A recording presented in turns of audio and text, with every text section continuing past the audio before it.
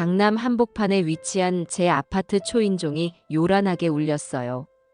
텔레비전에서 나오는 오후 드라마를 보다가 놀라 허리를 폈죠. 방문객이라곤 일주일에 한 번 오는 가사도우미 말고는 거의 없었으니까요. 현관문 모니터를 들여다보니 열흘 만에 찾아온 아들 준호와 며느리 미나가 서 있었답니다. 웬일이지? 의아했어요.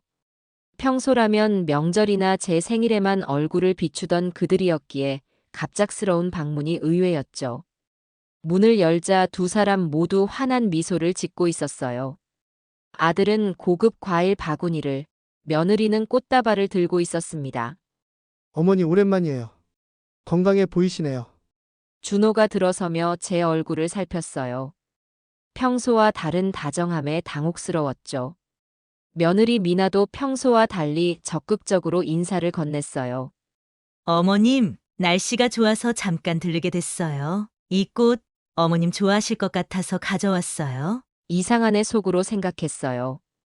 결혼 5년 동안 제가 무슨 꽃을 좋아하는지 한 번도 물어본 적 없는 며느리가 갑자기 꽃다발을 들고 온 것부터가 의심스러웠죠. 하지만 겉으로는 무덤덤한 표정을 지으며 그들을 거실로 안내했어요. 앉으렴. 갑자기 웬일이니? 차라도 마실래? 거실에 자리를 잡은 아들 부부는 어쩐지 들뜬 모습이었어요. 서로 눈짓을 주고받는 모습이 마치 무언가 계획된 행동 같았죠. 차를 가지고 왔을 때 준호가 미나와 눈짓을 주고받더니 입을 열었습니다. 어머니 일본 여행 한번 다녀오세요. 미나와 함께요. 찻잔을 들던 손이 잠시 멈칫했어요. 갑작스러운 제안에 의아했거든요. 50년간 모은 재산으로 강남의 빌딩 2채를 소유한 제게 갑자기 효도 관광이라니. 평소 용돈만 달라고 하던 아들 부부가 이럴 리 없었죠. 갑자기 웬 여행이니? 난 괜찮아. 이 나이에 무슨. 거절했지만 아들은 계속 설득했어요. 그의 목소리에서 어떤 초조함이 느껴졌어요. 평소와 달리 저를 배려하는 말투가 오히려 불편하게 느껴졌죠. 마치 무언가 획책하는 듯한 느낌이 들었어요. 어머니 모처럼 며느리와 시간도 보내시고 건강 회복도 하시라고요. 제가 모든 비용 다 냈으니까 편하게 다녀오세요. 어머니 몸 상태도 좋지 않으시다고 하셨잖아요. 내가 언제 몸 상태가 안 좋다고 했지? 의아했지만 말을 아꼈어요. 최근에 허리가 좀 아프다고 언급한 적은 있었지만 그 정도로 여행을 권유할 일은 아니었죠. 옆에서 듣고 있던 미나도 무척 적극적이었어요. 평소 저와 눈도 마주치지 않던 며느리가 오늘따라 계속 웃으며 말을 건네는 모습이 낯설었답니다. 어머님, 온천도 가고 맛있는 것도 많이 드시게 해드릴게요. 꼭 같이 가요. 일본 음식이 건강에 좋다고 하잖아요. 특히 도쿄 근교 온천은 관절염에도 효과가 있대요. 준호가 서류 봉투를 꺼냈어요. 비행기 표예요. 다음 주 수요일 출발이에요. 호텔도 예약해놨고 모든 코스도 미나가 다 알아봤어요. 너무 갑작스러웠어요. 무언가 석연치 않은 느낌이 들었지만 한편으론 혹시 진짜 효도하려는 건가 하는 생각도 들었죠. 일은 평생 해외여행을 제대로 가본 적이 없었으니 솔직히 여행 자체는 나쁘지 않게 느껴졌답니다. 근데 둘이 같이 가면 좋잖아. 왜 하필 며느리랑 나랑? 준호가 웃으며 말했어요. 제가 일이 바빠서요. 게다가 어머니랑 미나가 좀 더 친해지면 좋을 것 같아서요. 미나도 거들었어요. 맞아요, 어머님. 저도 어머님과 더 가까워지고 싶었거든요. 이번 기회에 많은 얘기도 나누고요. 무언가 수상했지만 아들의 간곡한 설득에 결국 동의했답니다. 며느리와 단둘이 가는 여행이 불편할 것 같았지만 70세에 처음 떠나는 해외여행. 솔직히 기대도 되었으니까요. 아들 부부가 떠난 후 창가에 서서 그들이 주차장으로 걸어가는 모습을 지켜봤어요. 차에 타자마자 두 사람이 환하게 웃으며 무언가 이야기를 나누는 모습이 눈에 띄었죠. 그 모습에서 왠지 모를 불안감이 들었어요. 그날 밤 잠자리에 들며 아들이 건넨 여행 서류를 살펴봤어요. 모든 것이 완벽하게 준비되어 있었죠. 도쿄 시내 5성급 호텔, 온천 료칸, 관광 일정까지. 돈을 아끼지 않고 준비한 것 같았어요. 순간 제 의심이 너무한 게 아닌가 싶었죠. 혹시 정말 효도하려는 건가? 비행기 표를 손에 쥐고 있자니 가슴 한쪽이 무거웠어요. 직감이 뭔가 이상하다고 경고하는 것 같았지만 머리로는 괜한 의심이라고 생각했죠. 다음 날부터 여행 준비를 시작했어요. 오랜만에 백화점에 가서 여행용 옷도 사고 필요한 물품들도 챙겼답니다. 여권도 10년 만에 꺼내보니 먼지가 수북했죠. 남편과 함께 하와이 가려고 준비했다가 남편이 갑자기 쓰러져 입원하는 바람에 무산된 적이 있었거든요. 그 후로 여행 생각은 아예 접었었는데 여행 가방을 꺼내 짐을 챙기기 시작했어요. 오래된 습관대로 비상금으로 현금 1,000만 원과 금반지 몇 개를 작은 파우치에 넣어 가방 깊숙이 숨겼답니다. 평생을 살아오며 비상 준비를 하는 버릇이 있었거든요. 남편이 갑자기 세상을 떠난 후로 더 그런 습관이 생긴 것 같아요. 이런 돈 가져갈 필요 있을까? 잠시 고민했지만 결국 챙겼어요. 오랜 삶의 지혜로 항상 최악의 상황에 대비하는 게 몸에 배어 있었으니까요. 출발 이틀 전 아들에게 전화가 왔어요. 어머니 짐 다 챙기셨어요. 미나가 내일 도와드리러 갈게요. 괜찮아. 내가 다 했어. 너희는 바쁠 텐데. 아, 그리고 어머니. 혹시 통장이랑 도장 가져가실 거예요? 일본에서 혹시 필요하실까 싶어서요.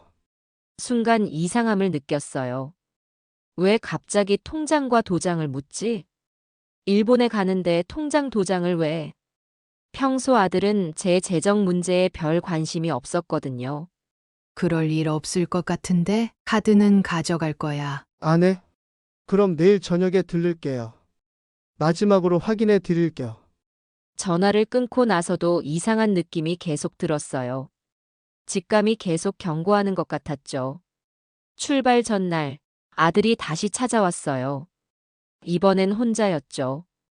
무언가 심각한 표정으로 제 통장을 가져오라고 했어요. 어머니 일본에서 쓰실 돈 필요하실 거예요. 혹시 모르니 통장도 맡겨주세요. 제가 대신 관리해 드릴게요. 그 순간 불길한 예감이 확 들었어요. 평생 남에게, 심지어 자식에게도 맡긴 적 없는 제 통장이었죠. 하지만 아들을 의심하고 싶지 않았어요. 쓸쓸한 노년을 보내는 저에게 아들은 유일한 혈육이었으니까요. 통장은 내가 가지고 있을게. 돈은 충분히 가져갈 거야. 단호하게 말했어요. 아들의 표정이 순간 굳어졌다가 이내 웃음으로 바뀌었죠. 그 짧은 순간 그의 눈에서 본 감정이 분노였을까요? 제가 너무 예민한 건지도 모르겠지만 그 표정이 마음에 걸렸어요. 알겠어요, 어머니. 그럼 짐 다 챙기셨나요? 내일 아침 일찍 미나가 모시러 올 거예요. 아들이 떠난 후 침대에 누워 천장을 바라보며 생각에 잠겼어요. 가방에 숨겨둔 비상금 파우치를 확인하고 여권과 카드를 다시 한번 점검했죠. 무언가 석연치 않은 느낌이 계속 들었지만 나이 들어 의심이 많아졌나 하며 스스로를 달랬답니다. 잠들기 전 남편의 사진을 바라봤어요. 15년 전에 떠난 그가 문득 그리워졌죠. 여보, 이번 여행 괜찮을까요? 왠지 불안해요. 사진 속 남편은 여전히 따뜻한 미소만 지을 뿐이었답니다.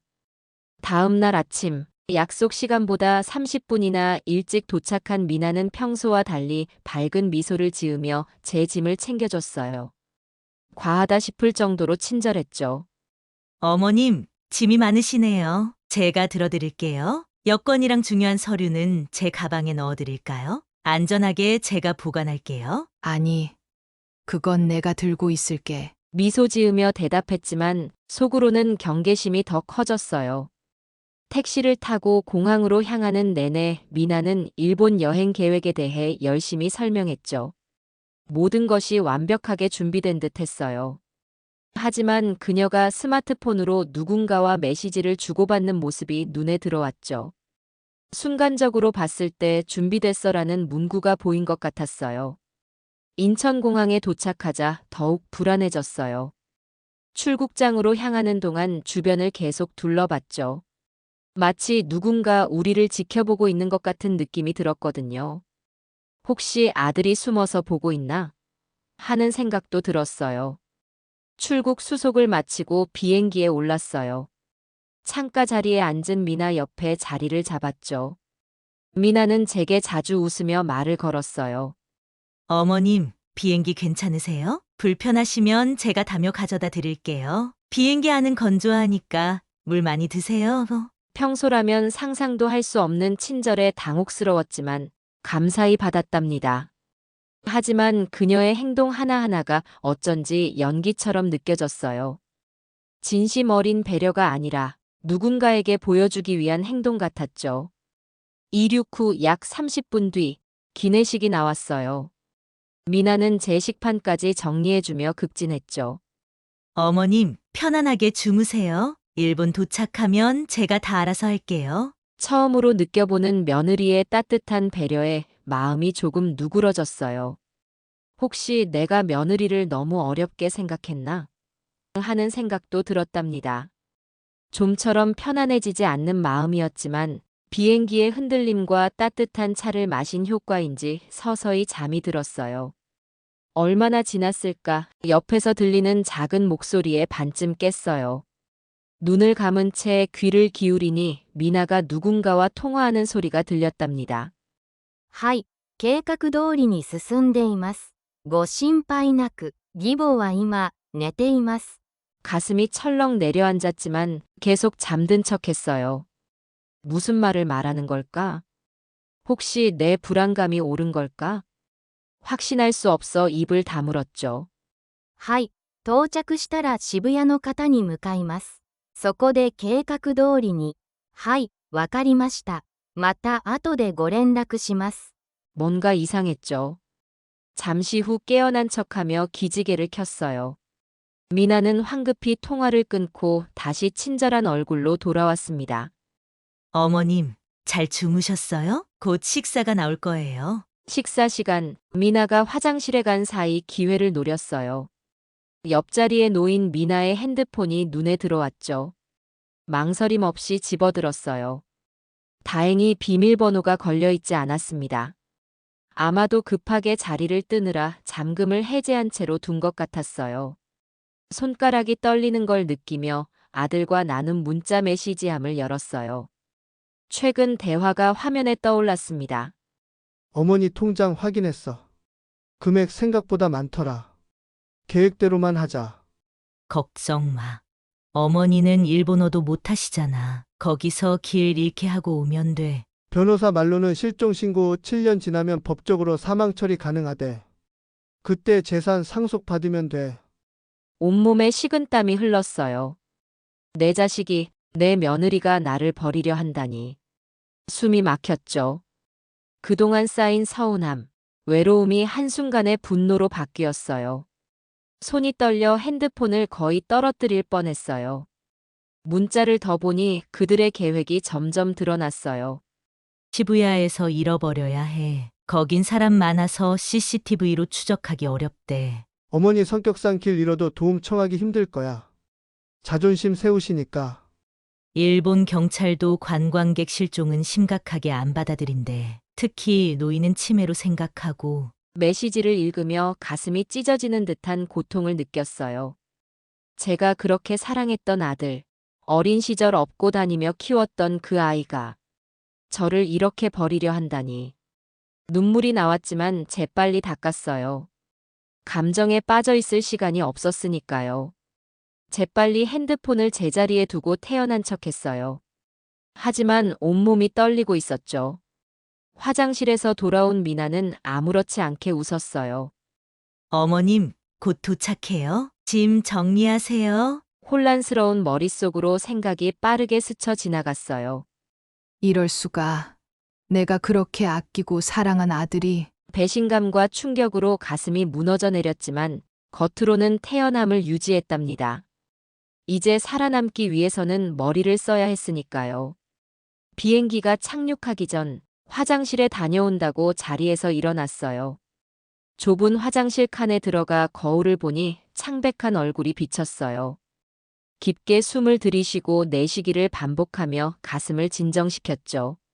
진정해, 영수가. 지금 무너지면 안 돼. 살아남아야 해. 생각해보니 아들이 최근 몇 달간 경제적으로 어려움을 겪고 있다는 말을 들은 적이 있었어요. 사업 실패로 빚이 많다는 이야기. 그래서 제 재산을 노리게 된 걸까요? 평생 모은 재산을 지키려다 결국 제 목숨까지 위협받게 된 현실이 너무 가혹했어요. 하지만 70년 인생을 살아오며 배운 게 있다면 위기 상황에서는 냉정함을 유지해야 한다는 것이었죠. 자리로 돌아오는 길에 승무원에게 물병을 하나 더 받았어요. 미나에게 아무렇지 않게 웃어 보였지만 속으로는 이미 탈출 계획을 세우고 있었답니다. 미나의 미소 뒤에 숨겨진 계략을 생각하니 소름이 돋았어요. 하지만 지금은 그들의 계획을 간파했다는 것을 절대 드러내선 안 됐죠. 오히려 그들의 계획에 순순히 따르는 척하면서 탈출구를 찾아야 했어요. 일본 공항에 도착하면 어떻게든 그들에게서 벗어나야 해. 도움을 청할 사람을 찾아야 해. 평소엔 도움받는 것을 자존심 상하게 생각했지만 지금은 그럴 때가 아니었어요.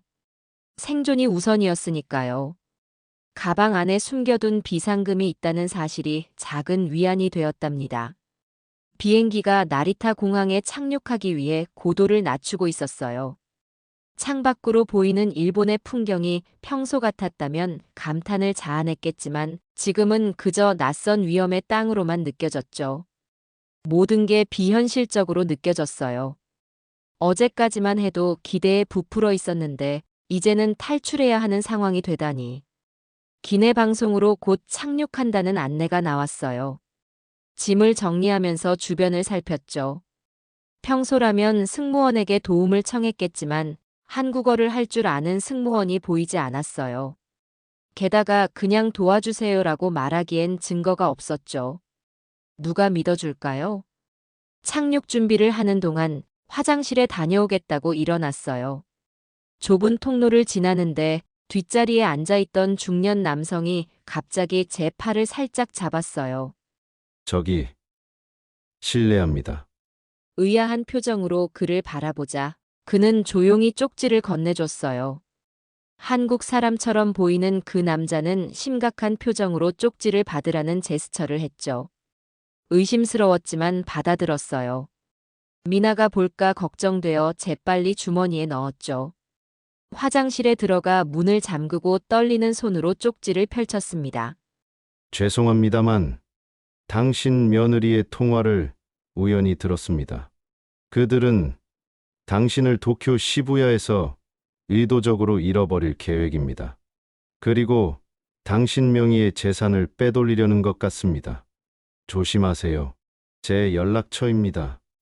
교민회 김민수. 심장이 멎는 것 같았어요. 아들과 며느리의 메시지가 사실이었던 거죠. 내가 평생 모은 재산을 빼앗고 나를 이국 땅에 버리려는 계획이었어요. 화장실 거울에 비친 제 모습은 창백했어요. 주름진 얼굴에 눈물이 고였지만 지금 울 시간은 없었답니다. 깊게 숨을 들이마시고 몇 번 반복한 후 얼굴에 물을 살짝 튕겼어요.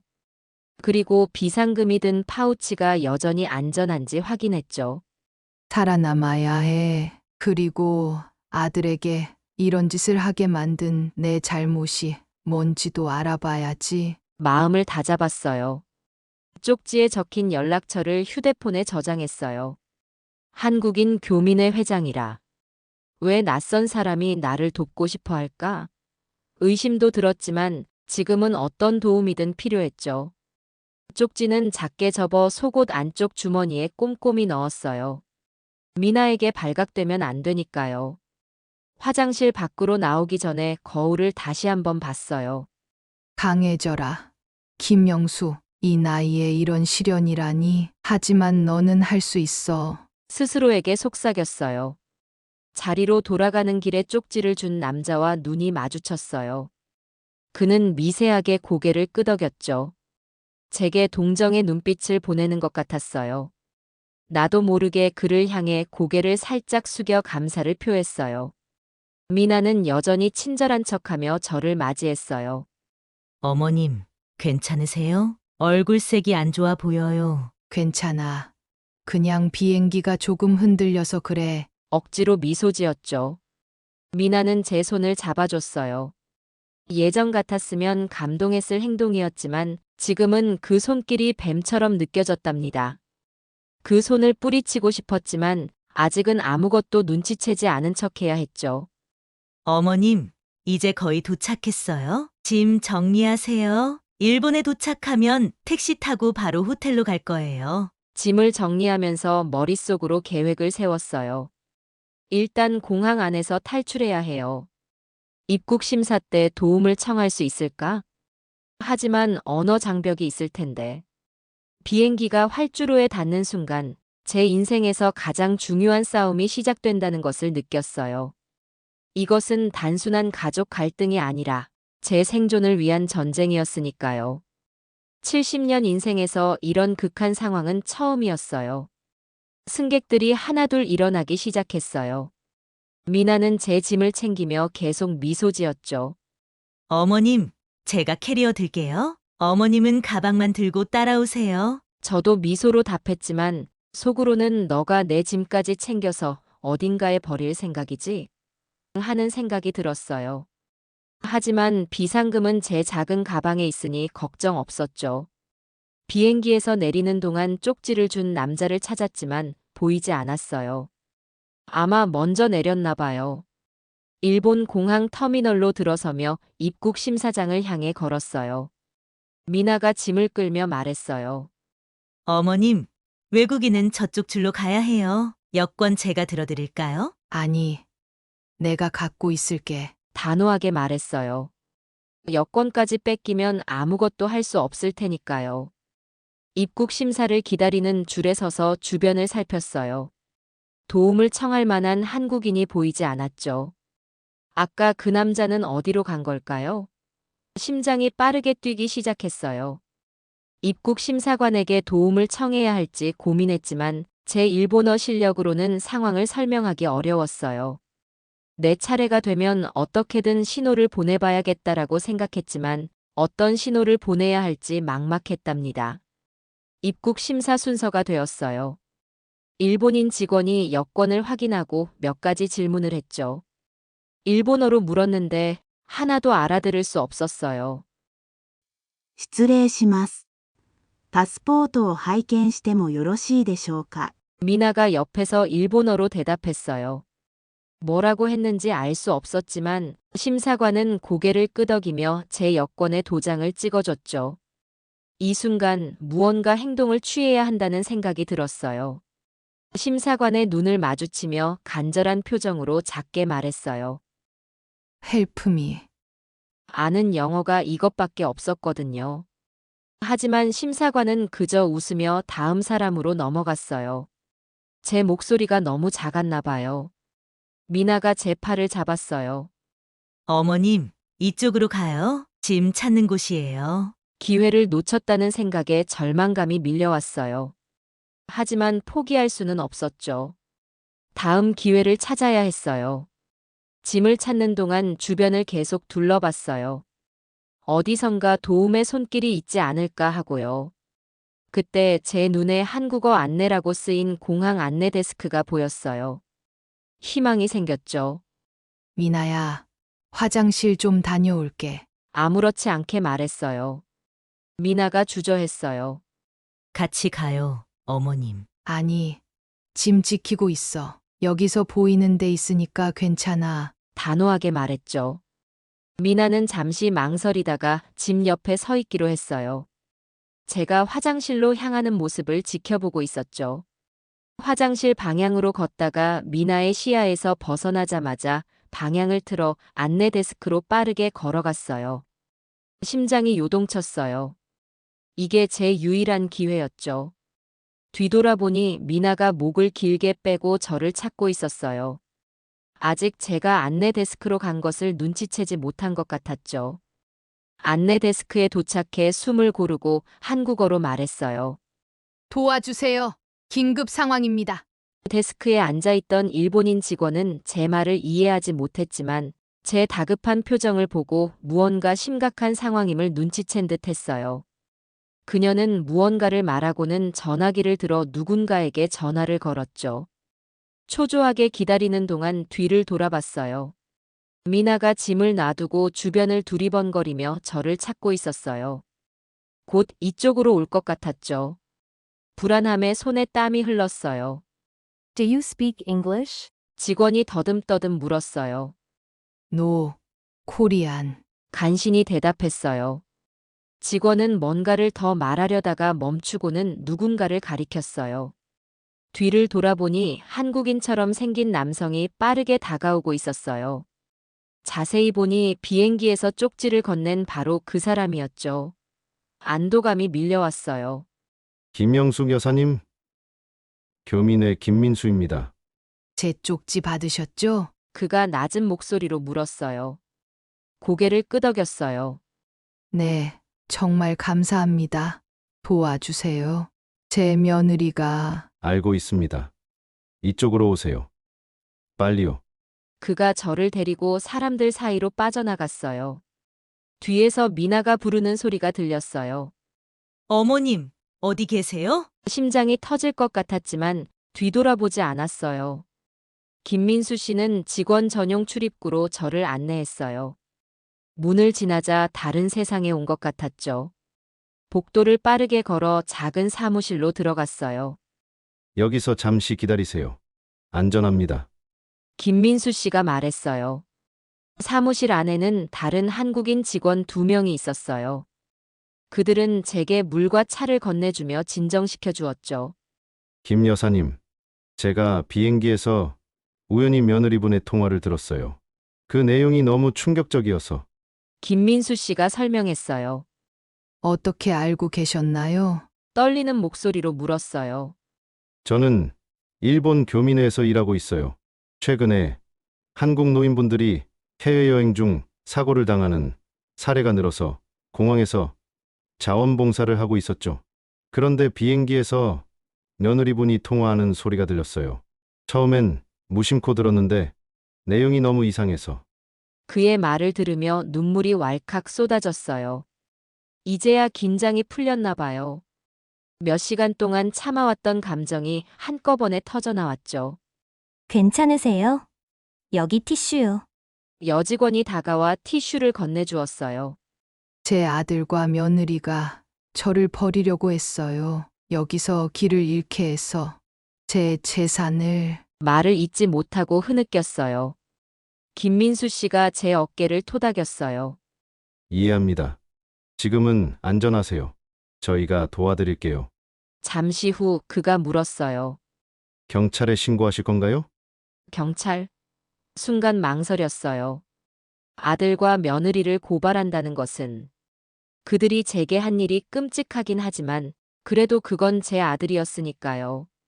일단 어떻게 해야 할지 모르겠어요. 한국으로 돌아가고 싶어요. 지금 바로 돌아가시는 건 위험할 수 있어요. 아드님이 공항에서 기다리고 있을지도 모르니까요. 김민수 씨가 조심스레 말했어요. 그 말에 다시 공포가 밀려왔어요. 맞아요. 집으로 돌아간다 해도 안전하지 않을 거예요. 아들이 이런 계획을 세웠다면 저를 어떻게 대할지 알 수 없었으니까요. 그럼 어떻게 해야 하죠? 절망감이 밀려왔어요. 김민수 씨는 생각에 잠겼다가 말했어요. 일단 저희 집에서 하룻밤 묵으세요. 아내도 한국 사람이라 편하실 거예요. 내일 영사관에 가서 상황을 설명하고 도움을 요청해요. 그리고 한국의 지인이나 변호사에게 연락해서 재산 보호 조치도 취해야 할 것 같아요. 그의 제안이 합리적으로 들렸어요. 하지만 낯선 사람의 집에 간다는 것도 두려웠죠. 하지만 지금은 선택의 여지가 없었어요. 정말 감사합니다. 제가 어떻게 보답해야 할지. 눈물이 다시 고였어요. 괜찮습니다. 교민끼리 돕는 건 당연한 일이에요. 그가 미소 지었어요. 잠시 후 공항 직원이 들어와 뭔가를 일본어로 말했어요. 김민수 씨는 고개를 끄덕이더니 제게 말했어요. 며느리분이 공항 경찰에 신고했대요. 실종으로요. 순간 가슴이 철렁 내려앉았어요. 정말 그들의 계획대로 진행되고 있었군요. 어떡하죠? 불안하게 물었어요. 걱정 마세요. 공항 직원들에게 상황을 설명했어요. 그들도 도와줄 거예요. 며느리분에게는 할머니를 못 찾았다고 할 거예요. 공항 직원이 나가고 김민수 씨는 전화를 꺼내 누군가에게 통화했어요. 아마 그의 아내인 것 같았죠. 통화를 마친 후 그가 말했어요. 준비됐어요. 이제 다른 출구로 나갈 거예요. 제 차가 기다리고 있어요. 일어나려는데 다리가 후들거렸어요. 너무 긴장한 탓인지 힘이 빠진 것 같았죠. 김민수 씨가 제 가방을 들어주었어요. 괜찮으세요? 제 팔을 잡으세요. 그의 도움으로 일어섰어요. 이제 정말 이곳을 벗어나는 거예요. 아들과 며느리의 계획에서 탈출하는 거죠. 그 생각에 안도감과 동시에 깊은 슬픔이 밀려왔어요. 진짜 가방은 어떻게 되나요? 거기 중요한 물건이 없으니 괜찮지만 문득 걱정이 되었어요. 나중에 경찰을 통해 찾을 수 있을 거예요. 하지만 지금은 빨리 이곳을 벗어나는 게 중요해요. 김민수 씨의 안내로 직원 전용 출구를 통해 공항 밖으로 나갔어요. 그의 차에 올라타는 순간 긴장이 조금 풀렸어요. 하지만 마음 한구석에는 여전히 불안함이 자리 잡고 있었죠. 차창 밖으로 일본의 풍경이 스쳐 지나갔어요. 다른 때였다면 호기심 가득한 눈으로 바라봤을 풍경이지만 지금은 모든 것이 낯설고 두려웠어요. 김민수 씨, 정말 감사해요. 당신이 아니었다면 말을 잇지 못했어요. 그런 말씀 마세요. 어르신들이 해외에서 이런 일 당하시는 걸 많이 봤어요. 특히 가족에게 이런 일을 당하시면 더 마음이 아프죠. 다른 노인들도 이런 일을 당하나요? 놀라서 물었어요. 네. 안타깝게도 그런 사례가 늘고 있어요. 특히 재산이 많으신 분들이 표적이 되곤 하죠. 그래서 교민회에서 공항에 자원봉사자를 배치하고 있어요. 그의 말을 들으며 가슴이 아팠어요. 이런 끔찍한 일이 저만 겪는 게 아니란 사실이 위안이 되면서도 동시에 더 슬펐죠. 어디로 가는 건가요? 창밖을 보며 물었어요. 도쿄 근교의 제 집이에요. 조용한 주택가라 안전해요. 아내가 기다리고 있어요. 차는 도쿄 외곽의 조용한 주택가로 들어섰어요. 정돈된 집들 사이로 난 좁은 길을 지나 2층짜리 단독주택 앞에 멈췄죠. 도착했어요. 들어가세요. 현관문을 열자 한국인 여성이 반갑게 맞아주었어요. 김민수 씨의 아내 윤미라 씨였죠. 많이 놀라셨죠? 어서 들어오세요. 차 준비해놨어요. 그녀의 따뜻한 환대에 눈물이 다시 고였어요. 낯선 나라에서 이렇게 동포의 도움을 받다니. 고마움과 동시에 서러움이 밀려왔어요. 거실에 앉아 따뜻한 차를 한 모금 마시자 몸이 조금 진정되었어요. 김민수 씨 부부는 저를 편안하게 해주려고 노력했죠. 김 여사님, 진정되시면 얘기해 주세요. 어떻게 된 일인지요. 윤미라 씨가 부드럽게 물었어요. 깊은 숨을 들이쉬고 모든 이야기를 털어놓기 시작했어요. 아들의 갑작스러운 여행 제안부터 미나의 이상한 행동, 핸드폰에서 본 충격적인 메시지들까지. 말하는 동안 눈물이 계속 흘렀지만 이상하게도 마음은 조금씩 가벼워지는 느낌이었어요. 그동안 혼자 감당했던 충격과 배신감을 누군가에게 털어놓는 것만으로도 위로가 되었던 거죠.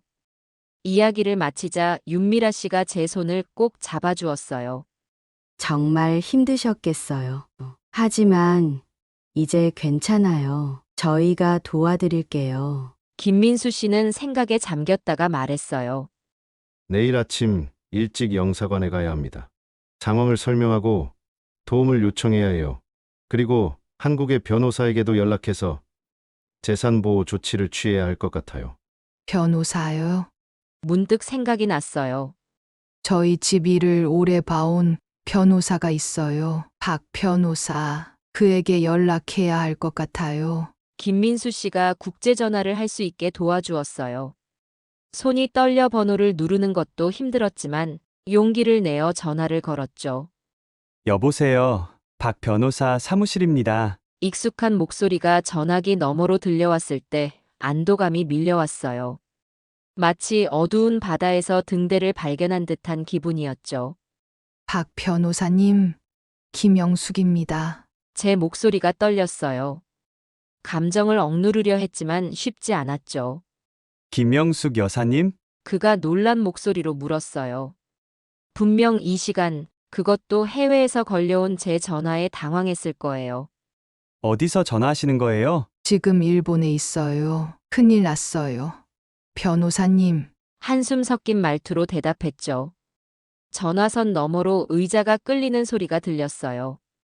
아마도 박 변호사가 자세를 고쳐 앉는 소리였겠죠. 상황이 심각하다는 것을 직감한 듯 했어요.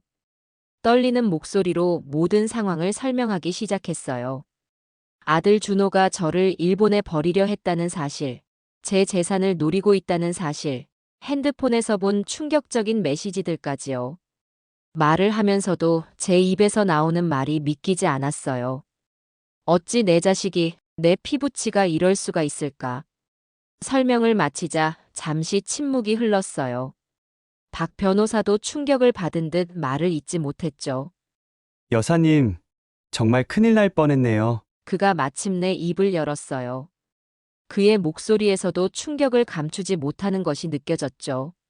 사실 어제 준호 씨가 사무실에 왔었어요. 그 말에 가슴이 철렁 내려앉았어요.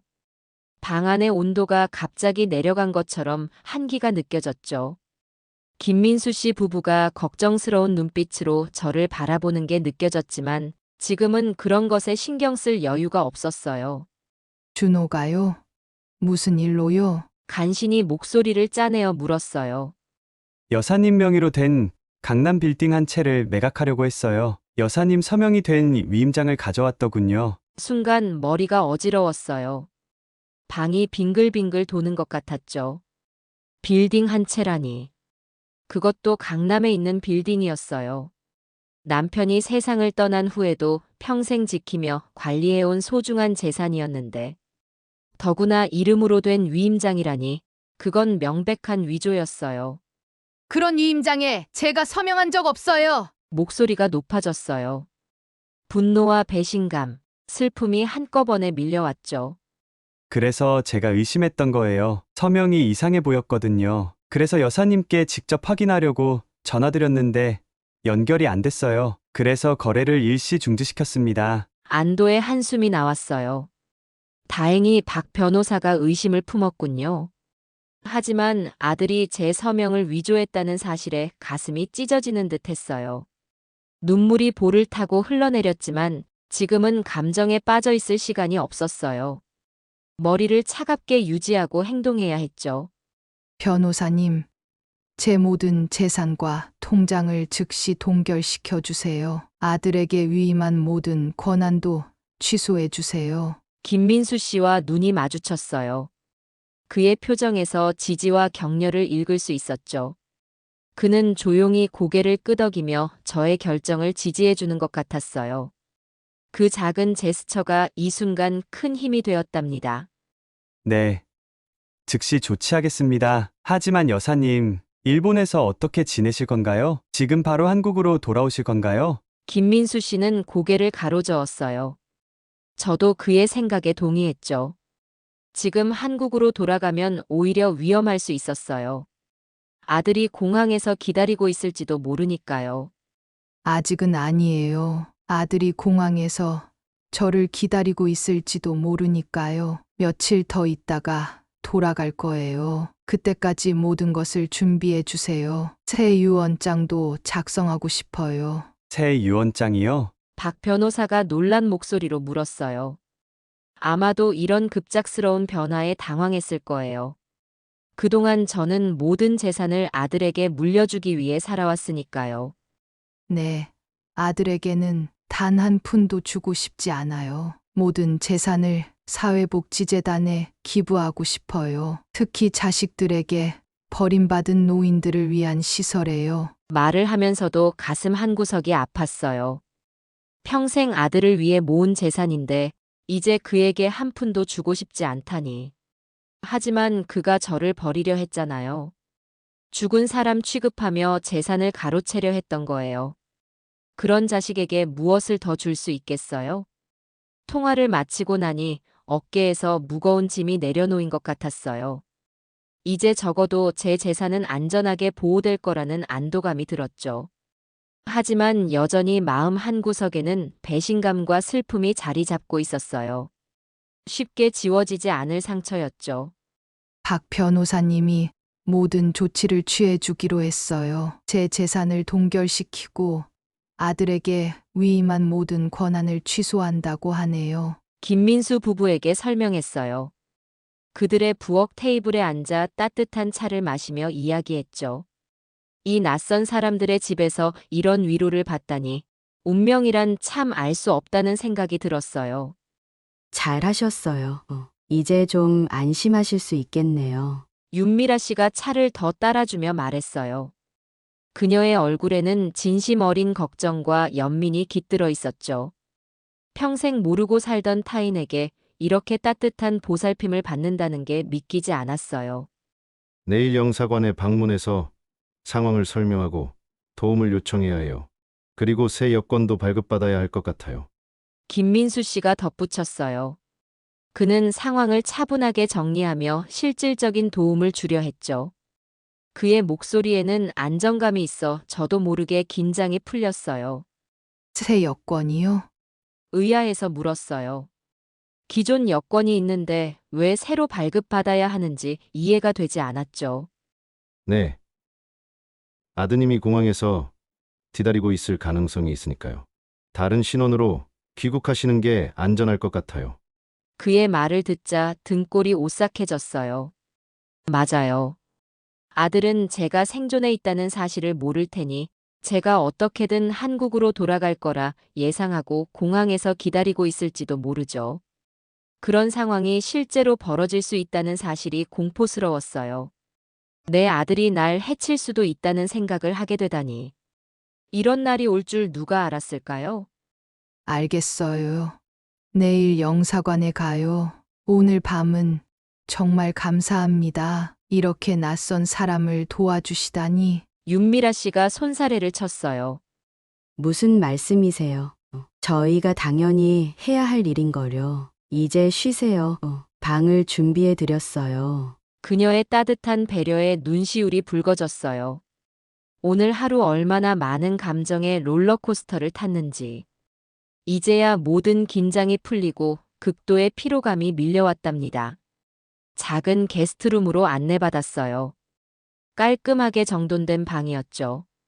침대에는 갓 세탁한 듯한 하얀 시트가 깔려 있었고 창가에는 작은 화분이 놓여 있었어요. 이국적인 일본 도쿄에 낯선 이의 집안에 있는데도 이상하게 안정감이 느껴졌죠. 침대에 앉아 하루 동안 있었던 일을 되새겨봤어요. 아침에 미나와 함께 비행기를 탄 것이 마치 먼 옛날 일처럼 느껴졌답니다. 얼마나 많은 일이 하루 만에 벌어진 걸까요? 저는 이미 다른 사람이 된 것 같았어요. 더 이상 아들을 무조건 신뢰하고 사랑하는 어머니가 아니라 배신감과 의심, 그리고 자기 보호 본능이 깨어난 한 여성으로 변해 있었죠. 창밖으로 보이는 낯선 일본의 밤하늘을 바라봤어요. 도쿄의 불빛이 마치 별처럼 반짝였죠. 남편이 살아있을 때 함께 해외여행을 꿈꿨던 적이 있었어요. 하지만 이렇게 비참한 상황으로 첫 해외여행을 하게 될 줄은 누가 알았을까요? 여보, 지금 저 어떻게 해야 할까요? 마음속으로 오래전 세상을 떠난 남편에게 말을 건넸어요. 항상 어려운 결정을 앞두고 그와 의논하곤 했었거든요.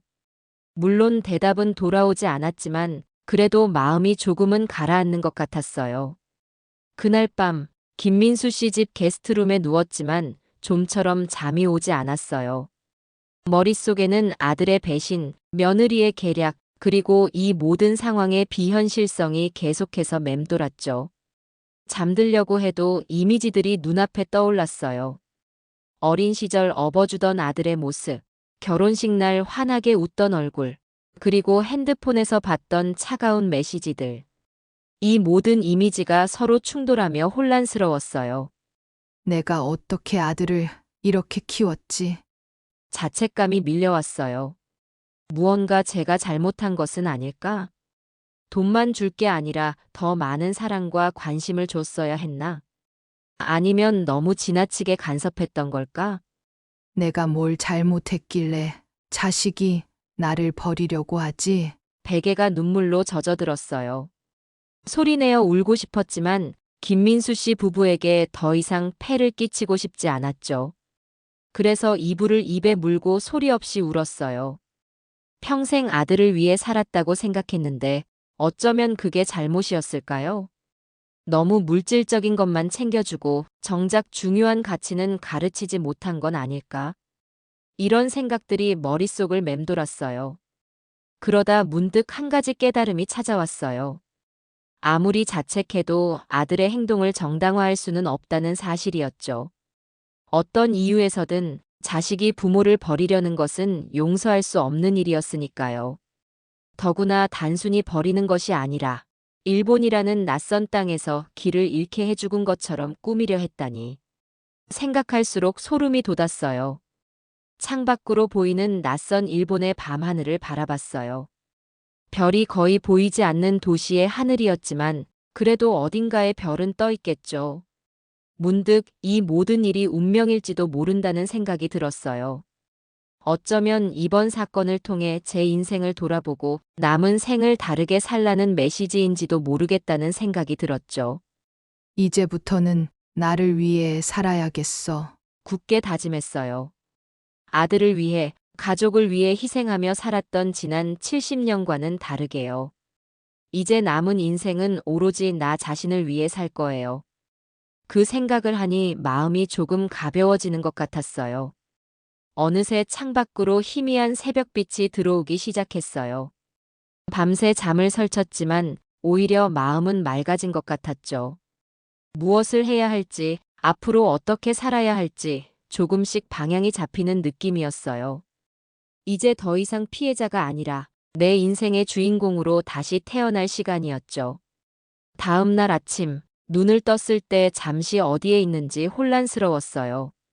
낯선 천장과 벽지, 그리고 창문으로 들어오는 이국적인 소음이 저를 현실로 돌아오게 했죠. 네, 저는 일본에 있었어요. 제 아들과 며느리가 저를 버리려 했고, 낯선 타국에서 교민회 회장의 집에 머물고 있었죠. 몸을 일으키자 뻐근한 목과 어깨가 아파왔어요.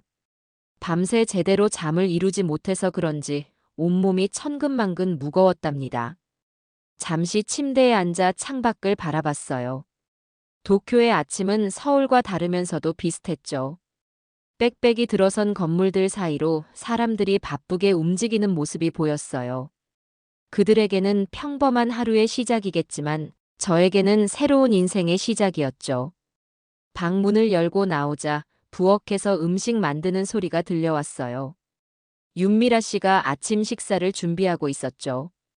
한국식 아침 식사였어요. 된장국에 밥, 몇 가지 반찬이 정갈하게 차려져 있었죠. 낯선 타국에서 이런 친숙한 아침상을 보니 왠지 코끝이 찡해졌어요. 많이 쉬셨어요? 윤미라 씨가 반갑게 인사했어요. 저도 모르게 그녀에게 감사의 마음이 차올랐죠. 네, 덕분에요. 이렇게 아침까지 준비해 주시고 정말 감사해요. 드세요. 오늘은 바쁜 하루가 될 것 같네요. 영사관에도 가야 하고. 그녀의 따뜻한 배려가 마음을 녹였어요.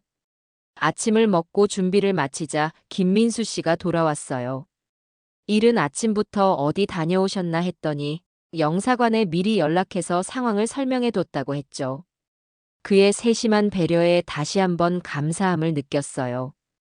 영사관에서 기다리고 있을 거예요. 여권, 발급 절차도 알아봤는데 교민의 증명서가 있으면 빨리 처리될 수 있대요. 김민수 씨와 함께 영사관으로 향하는 차 안에서 도쿄의 거리를 바라봤어요. 평소 같았으면 여행의 설렘으로 가득 찼을 풍경이었지만 지금은 오직 생존과 탈출만이 머릿속을 채우고 있었죠. 차창에 머리를 기대고 있으니 갑자기 눈물이 왈칵 쏟아질 것 같았어요. 하지만 꾹 참았죠. 지금은 울 때가 아니었으니까요. 영사관에 도착해서 직원에게 상황을 설명했어요. 김민수 씨가 통역을 도와줬지만 영사관 직원은 한국말을 꽤 유창하게 하는 분이었죠. 처음에는 의아한 표정이었지만 제 여권과 신분증을 확인하고 나서는 곧 진지한 표정으로 바뀌었어요. 이런 경우가 요즘 많아졌어요. 매우 유감스러운 일이죠. 영사가 말했어요. 40대 중반으로 보이는 남성이었는데 그의 눈에는 진심 어린 걱정이 담겨 있었죠. 이런 경우가 드물지 않아요. 최근에 몇 건의 비슷한 사례가 있었어요. 영사가 보고서 같은 것을 꺼내며 말했어요. 그 말에 깜짝 놀랐어요. 다른 노인분들도 이런 일을 당했다고요? 이 끔찍한 일이 저만 겪는 게 아니라는 사실이 믿기지 않았어요. 네. 안타깝게도 그래요. 특히 재산이 많으신 어르신들이 표적이 되곤 해요. 일본이나 다른 나라로 여행을 와서 버림받는 경우가 늘고 있어요. 그 말을 듣는 순간 가슴이 더 아팠어요. 이런 끔찍한 일이 저만 겪는 것이 아니라는 사실이 어떤 면에서는 위안이 되면서도 한편으론 우리 사회가 얼마나 삭막해졌는지 실감하게 되었죠. 자식들이 부모를 이렇게 쉽게 버릴 수 있다니. 이게 우리 사회의 현실인가 하는 생각에 참담했어요. 영사는 제 상황을 자세히 기록하고 긴급 여권 발급 절차를 시작했어요. 김민수 씨는 교민의 이름으로 증명서를 써주어 절차가 빨라졌죠. 교민 회장의 도움이 이렇게 큰 힘이 될 줄은 몰랐어요. 그의 도움이 없었다면 이 낯선 나라에서 어떻게 되었을지 생각만 해도 무서웠죠. 영사관에서는 한국 경찰에도 이 상황을 통보했다고 했어요. 아들이 제 서명을 위조한 것은 명백한 범죄 행위니까요. 그 말을 들으니 또다시 복잡한 감정이 밀려왔어요. 제 아들을 경찰에 신고한다니. 상상도 못했던 일이었죠. 여사님, 귀국하시면 바로 경찰에 신고하셔야 해요. 아드님과 며느님의 행위는 심각한 범죄입니다. 영사가 진지한 표정으로 조언했어요. 경찰에 신고. 제 아들을? 그 말을 듣는 순간 가슴이 무너져 내리는 것 같았어요. 아직도 마음 한구석에서는 그러기 힘들다는 생각이 들었어요. 그래도 고개를 끄덕였죠. 이제는 냉정하게 대처해야 할 때였으니까요. 알겠습니다. 하지만 지금은 제 재산을 지키는 게 우선이에요. 영사관을 나오면서 문득 이 모든 상황이 너무 비현실적으로 느껴졌어요. 마치 누군가의 인생을 구경하는 느낌이랄까요? 내가 정말 이런 일을 겪고 있는 건가 하는 생각이 들었죠. 하지만 바람에 스치는 차가운 공기가 이 모든 것이 현실임을 일깨워줬어요. 김민수 씨의 도움으로 일본 경찰서도 방문했어요. 경찰서는 생각보다 깨끗하고 정돈되어 있었죠. 여기저기 붙어있는 일본어 포스터와 안내문을 보니 이국적인 느낌이 물씬 풍겼어요. 비록 언어 장벽은 있었지만 김민수 씨가 통역해줘서 상황을 설명할 수 있었죠. 경찰은 미나에 대한 정보를 기록하고 그녀가 제 짐을 가지고 있다는 사실도 메모했어요. 경찰과 이야기를 마친 후 밖으로 나왔어요. 비가 내리기 시작했죠. 차가운 빗방울이 얼굴에 떨어지는 것이 왠지 모르게 위로가 되는 것 같았어요. 마치 하늘도 제 심정을 이해하고 같이 울어주는 듯한 느낌이었답니다. 짐은 나중에 찾을 수 있을 거예요. 지금은 안전이 더 중요해요. 김민수 씨가 우산을 펴며 말했어요. 우산 아래 서서 문득 궁금해졌어요. 미나는 지금 어디 있을까요? 아직 일본에 있을까요? 모르겠어요. 아마 한국으로 돌아갔을 수도 있고 아니면 여기서 더 기다리고 있을 수도 있죠. 생각해보니 미나는 정말 절박한 상황에 처했을 거예요. 저를 잃어버렸다는 사실을 어떻게 준호에게 설명했을까요? 그들이 지금 어떤 생각을 하고 있을지 상상해봤어요. 저를 찾지 못했으니 얼마나 당황했을까요? 불안해하고 있을까요? 아니면 새로운 계획을 세우고 있을까요? 하지만 곧 그런 생각은 접었어요. 그들을 걱정할 필요가 없었죠. 그들은 제 생명보다 재산에 더 관심이 있었으니까요. 그 생각을 하니 다시 한번 가슴이 찢어지는 것 같았어요. 평생 사랑해온 아들이, 그리고 가족으로 받아들인 며느리가 저를 버리려 했다는 사실이 아직도 믿기지 않았어요. 김민수 씨 부부의 집으로 돌아와 하루를 더 묵기로 했어요. 윤미라 씨는 제게 일본 음식을 대접해주며 위로해 주었죠. 소박하지만 정성이 담긴 식사였어요. 오래간만에 제대로 된 식사를 하는 것 같았죠. 하루 종일 식욕이 없었는데도 그녀의 따뜻한 마음이 담긴 음식은 마치 위로처럼 느껴졌어요. 저녁을 먹으면서 조금씩 정신을 차리기 시작했어요. 이제 더 이상 충격과 슬픔에만 빠져 있을 수는 없었죠. 앞으로 어떻게 해야 할지 계획을 세워야 했어요. 어차피 과거로 돌아갈 수는 없었으니까요. 이제 남은 건 미래뿐이었죠. 윤미라 씨, 일본 음식이 이렇게 맛있는지 몰랐어요. 작은 대화로 무거운 분위기를 깨려 했어요. 한국 음식도 좋지만 일본 음식도 각자의 맛이 있죠. 이건 오뎅이에요. 우리 어묵하고 비슷하지만 조금 달라요. 그렇게 소소한 대화를 나누다 보니 마음이 조금씩 가벼워지는 것 같았어요. 일상적인 대화가 주는 위로의 힘이 이렇게 클 줄 몰랐죠.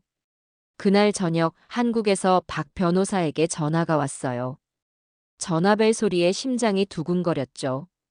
무슨 일이 또 생긴 걸까 하는 불안감이 들었어요. 여사님, 준호 씨가 경찰에 어머님을 실종 신고했습니다. 그리고 재산 관리를 위한 임시 후견인 신청도 준비 중인 것 같아요. 순간 머리가 아찔했어요. 숨이 막히는 것 같았죠. 그게 무슨 말이죠?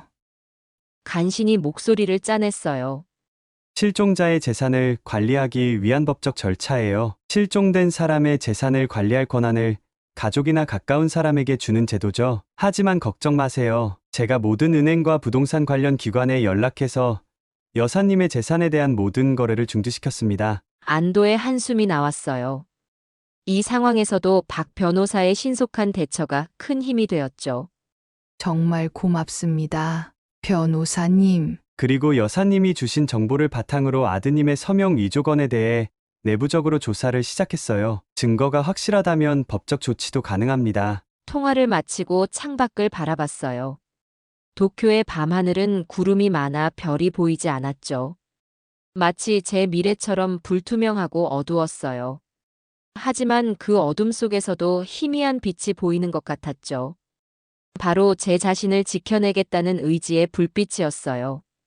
이틀 후 새 여권이 발급되었어요.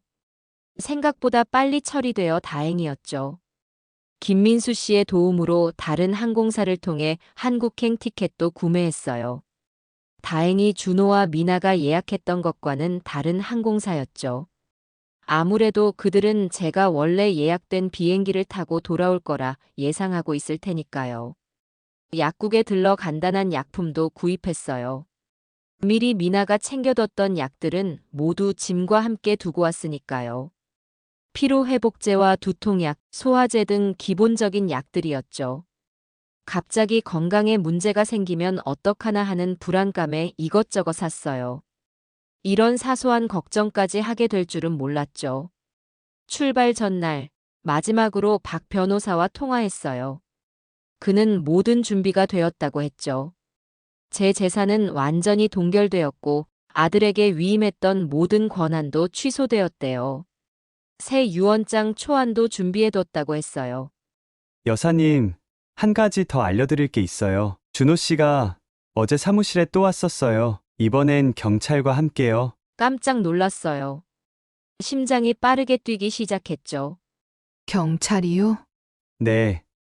여사님을 실종 신고했더군요. 사무실까지 찾아와서 여사님 행방을 물었어요. 당연히 저는 모른다고 했죠. 아들이 경찰까지 동원했다니. 정말 철저하게 계획을 세운 것 같았어요. 어쩌면 정말로 제가 사라진 것에 당황하고 있는 건지도 모르겠다는 생각도 들었지만 곧 그런 생각은 떨쳐버렸어요. 이제 더 이상 아들을 믿을 수 없었으니까요. 하지만 이제 저는 그의 계략에서 한 발 앞서 있었죠. 내일 귀국하면 바로 연락드릴게요. 그때 모든 것을 처리해요. 네. 조심해서 오세요. 공항에서 제가 마중 나갈게요. 다른 출구로 안내해 드릴게요. 통화를 마치고 김민수 씨 부부와 마지막 저녁을 함께 했어요. 그들은 정말 천사 같은 분들이었죠. 낯선 나라에서 이런 도움을 받을 수 있어서 정말 감사했어요. 인생에서 가장 어두운 순간에 만난 이들이었지만 오히려 그 어두움 속에서 더 밝게 빛나는 별과 같았죠. 윤미라 씨는 제게 작은 선물을 건네줬어요. 일본 전통 방식으로 포장된 작은 상자였어요. 열어보니 자그마한 부적이 들어있었죠. 이건 우리 동네 신사에서 가져온 건강 부적이에요. 여사님이 앞으로 건강하고 행복하시길 바라는 마음에서요. 그 작은 선물에 또 다시 눈물이 났어요. 너무 많이 울어서 이제 눈물도 마른 줄 알았는데 아직도 나올 눈물이 남아 있었나 봐요. 정말 감사합니다. 두 분이 아니었다면 저는 목이 메어 말을 잇지 못했어요. 윤미라 씨가 제 손을 잡았어요. 그녀의 손은 따뜻했죠. 마치 어머니의 손 같았어요. 괜찮아요. 이제 모든 게 잘 될 거예요. 귀국하시면 새 삶을 시작하세요. 과거에 연연하지 마시고요. 그녀의 말이 가슴에 와닿았어요. 맞아요. 이제 새로운 삶을 시작해야 해요. 그동안 아들을 위해, 가족을 위해 살았다면 이제는 제 자신을 위해 살 시간이었죠. 평생 희생하며 살아온 자신을 되돌아보니 정작 제 자신을 위한 시간은 없었다는 것을 깨달았어요. 이제는 그런 삶을 살지 않을 거예요. 침대에 누워 천장을 바라봤어요. 내일이면 한국으로 돌아가는 비행기를 타게 되겠죠. 어떤 미래가 기다리고 있을까? 아들과는 어떻게 대면해야 할까? 재산은 앞으로 어떻게 관리해야 할까? 수많은 질문이 머릿속을 맴돌았지만 이상하게도 두렵지는 않았어요. 오히려 새로운 결심과 의지가 샘솟는 것 같았죠. 다음 날 아침, 김민수 씨는 저를 공항까지 배웅해 주었어요. 출국장에 들어가기 전 그에게 작별 인사를 했죠. 정말 감사합니다. 평생 잊지 못할 거예요. 부디 안전하게 귀국하시고 좋은 일만 있으시길 바랍니다. 혹시 도움이 필요하시면 언제든 연락하세요. 출국장을 지나 비행기를 기다리는 동안 주변을 살폈어요. 혹시 미나나 그들의 동조자가 있지 않을까 하는 의심 때문이었죠. 하지만 다행히 익숙한 얼굴은 보이지 않았어요. 비행기 탑승 시간이 가까워지자 긴장이 점점 풀리는 것 같았어요. 비행기에 올라 창가에 앉아 일본 땅을 내려다봤어요. 5일 전 이곳에 도착했을 때와는 완전히 다른 사람이 된 것 같았어요. 이 짧은 기간 동안 인생에서 가장 큰 배신을 경험했지만 동시에 가장 따뜻한 인간애도 느꼈죠. 김민수 씨 부부 같은 분들이 있어 세상이 아직 살만하다는 생각이 들었어요. 비행기가 이륙하면서 창밖으로 구름이 지나갔어요. 문득 이 모든 일이 꿈만 같다는 생각이 들었죠. 마치 영화의 한 장면처럼 비현실적이었어요. 하지만 이건 꿈이 아니었어요. 제 아들이 저를 버리려 했다는 고통스러운 현실이었죠. 창가에 머리를 기대고 있으니 눈물이 또 흘러내렸어요. 이제는 숨기려 하지 않았죠. 옆자리에 사람이 없어 다행이었어요. 마음껏 울 수 있었으니까요. 그렇게 조용히 눈물을 흘리다 보니 마음이 조금씩 가벼워지는 것 같았어요. 눈물이 또 흘러나왔지만 이번엔 다른 느낌이었어요. 슬픔보다는 결의에 찬 눈물이었죠. 이제 더 이상 희생만 하는 어머니가 아니라 제 인생을 스스로 개척해 나가는 한 사람으로 살아갈 거예요. 70년이란 시간이 흘렀지만 아직 늦지 않았다고 생각했어요. 이제부터 시작이니까요. 승무원이 음료수를 건네주었을 때 처음으로 진심으로 웃을 수 있었어요. 감사합니다라고 말하는 내 목소리에는 새로운 힘이 느껴졌어요. 그것은 자기 자신을 되찾은 사람의 목소리였죠. 한국으로 돌아가는 비행기 안에서 창밖을 바라보며 생각했어요. 이제 모든 것이 달라질 거야. 내 인생은 이제부터 시작이야. 구름 위로 펼쳐진 넓은 하늘이 마치 제 앞에 펼쳐진 새로운 가능성처럼 느껴졌어요. 이제 더 이상 누구의 어머니, 누구의 아내가 아닌 김영숙이라는 한 사람으로서의 삶을 찾아가는 여정이 시작된 것이었죠. 도쿄에서 김민수 씨 부부의 도움을 받았던 기억이 생생했지만 막상 인천공항에 발을 딛는 순간부터는 온몸에 긴장이 감돌았습니다.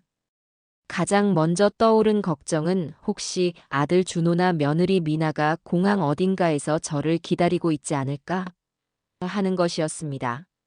공항 특유의 소란스러운 분위기와 사람들의 북적임 속에서도 저는 계속해서 주변을 살폈습니다. 다행히 익숙한 얼굴은 보이지 않았습니다. 자칫하면 아들이 파놓은 덫에 다시 걸려들 수 있겠다는 두려움이 밀려왔지만 이미 박 변호사와 연락을 마친 상태였습니다. 변호사가 주선한 차량을 통해 다른 출구로 빠져나가기로 한 것이지요. 공항의 메인 출구와는 완전히 반대편으로 돌아가 수화물 찾는 곳 근처를 조심스럽게 빠져나왔습니다.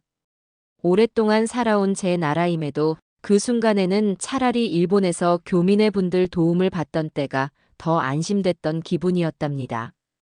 그러나 제가 반드시 한국에 돌아와야 하는 이유가 있었습니다.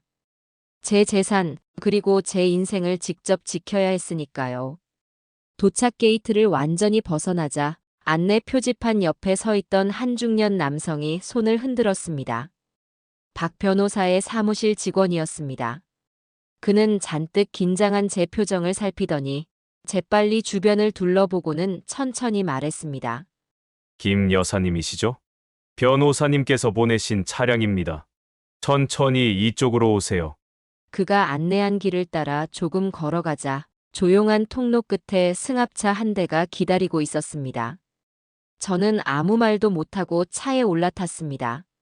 문을 닫고 난 뒤에야 간신히 안도의 한숨이 터져 나왔습니다. 차창 너머로 보이는 공항 청사는 저와 무관한 다른 세상의 풍경처럼 느껴졌습니다.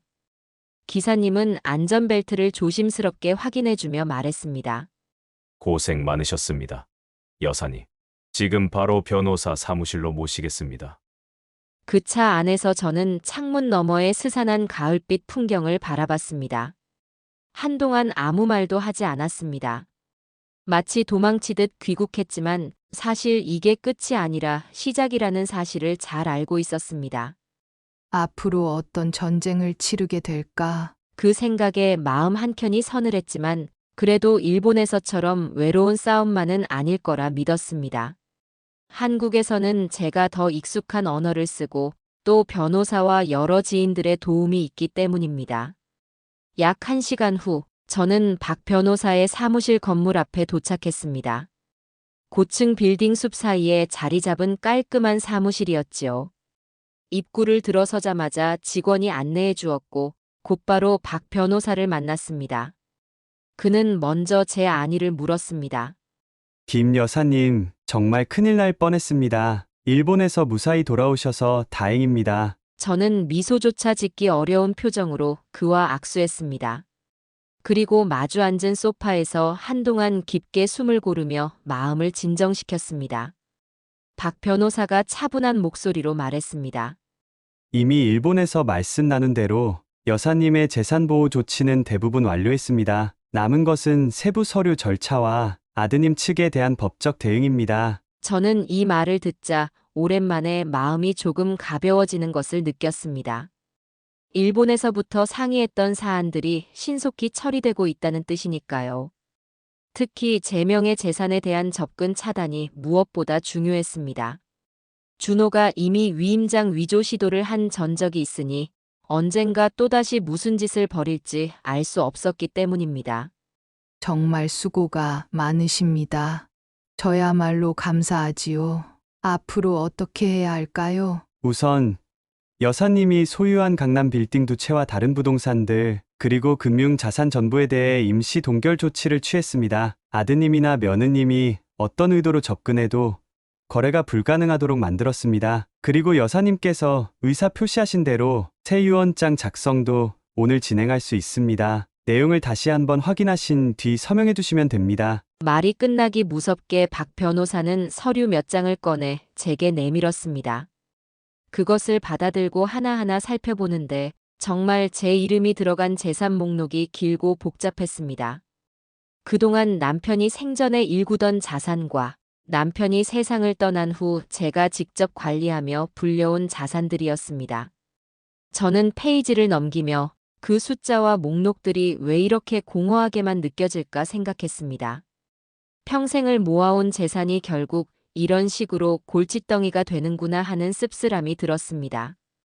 부모를 배신한 자식에게 한 푼도 주고 싶지 않다는 결심은 굳건했지만 혹시 제가 지나치게 냉정하게 구는 건 아닐까 하는 생각도 잠시 스쳐갔습니다.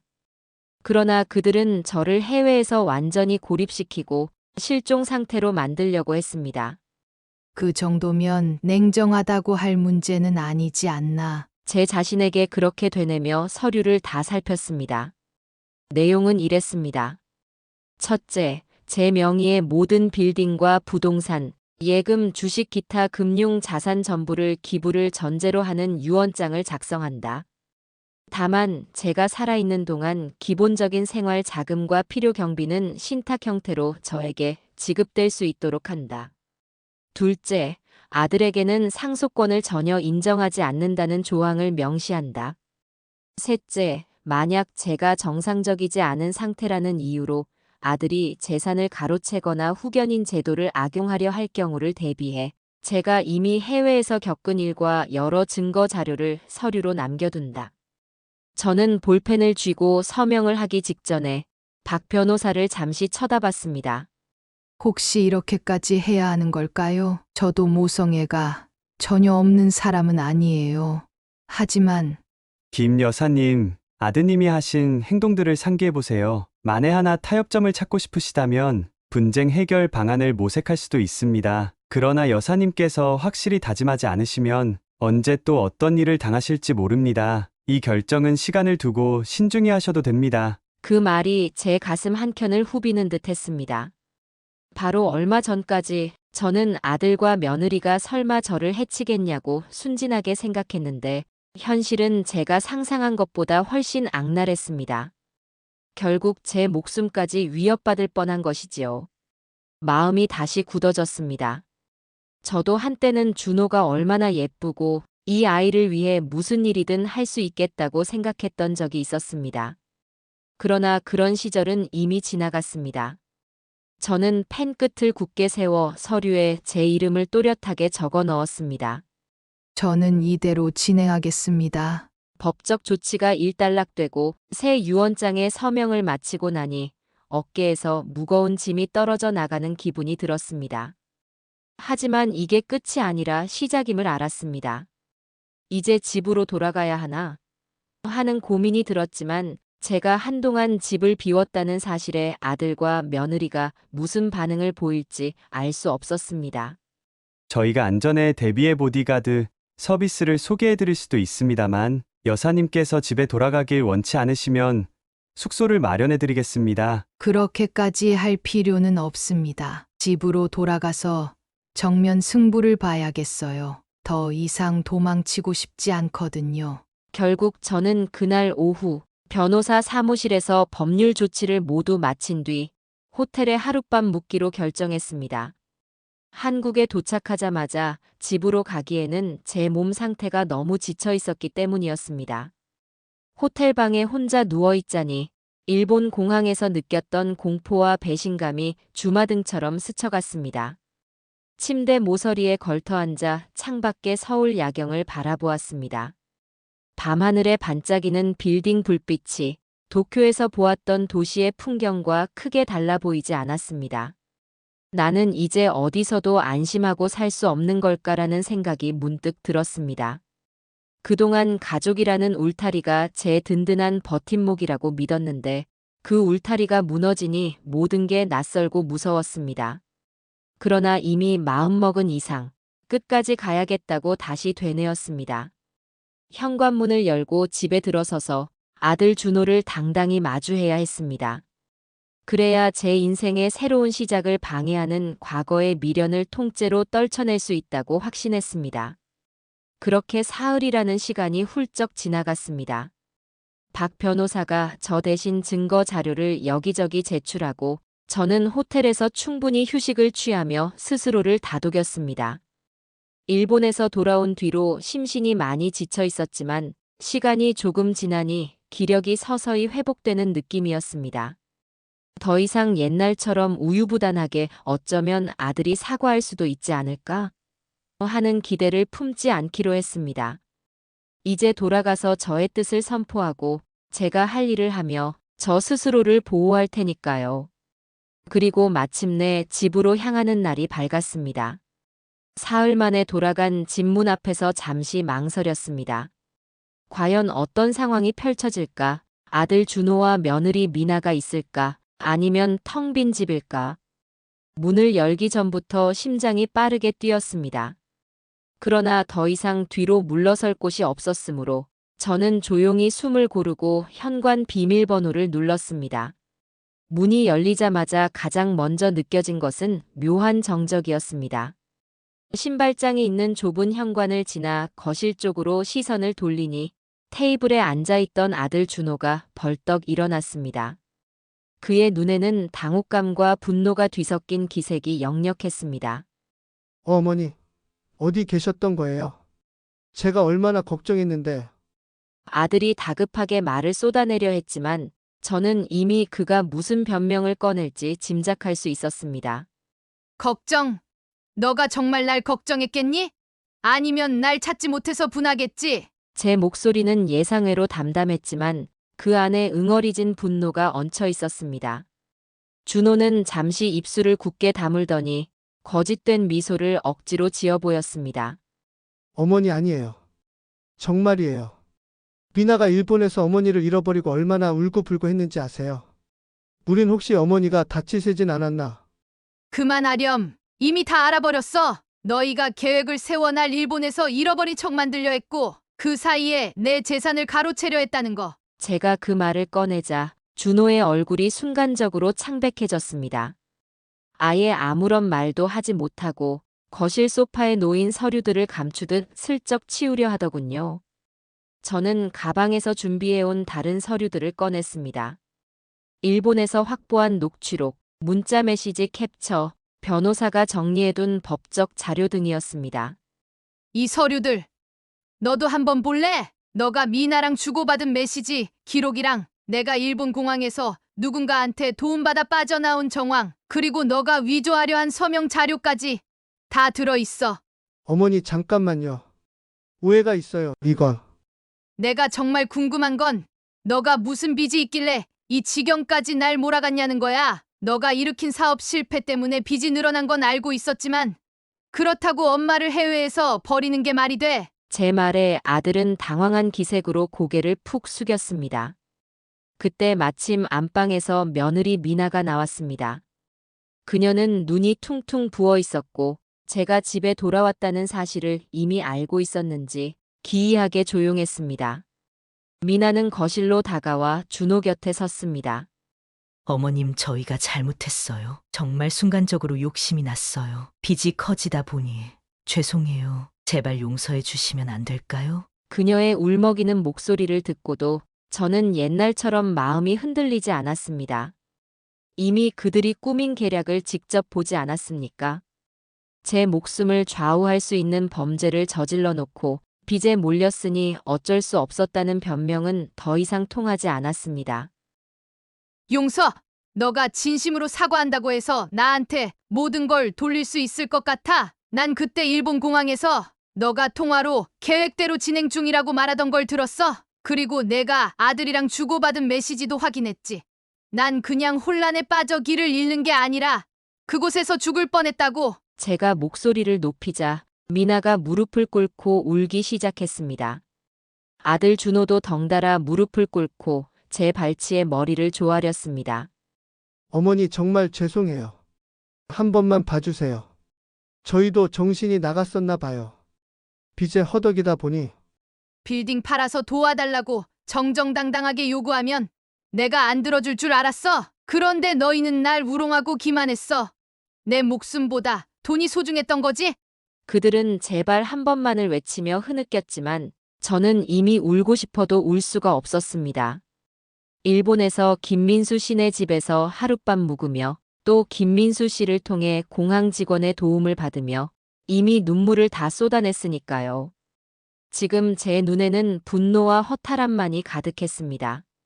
내가 오늘 너희를 위해 여기 변호사를 부를 거다. 내일 아침 10시에 다시 만나자. 거실 테이블에 앉아 모든 법적 이야기를 끝내자. 그리고 그 이후엔 둘도 볼 일 없게 만들 거다. 아들은 깜짝 놀라 고개를 들었습니다.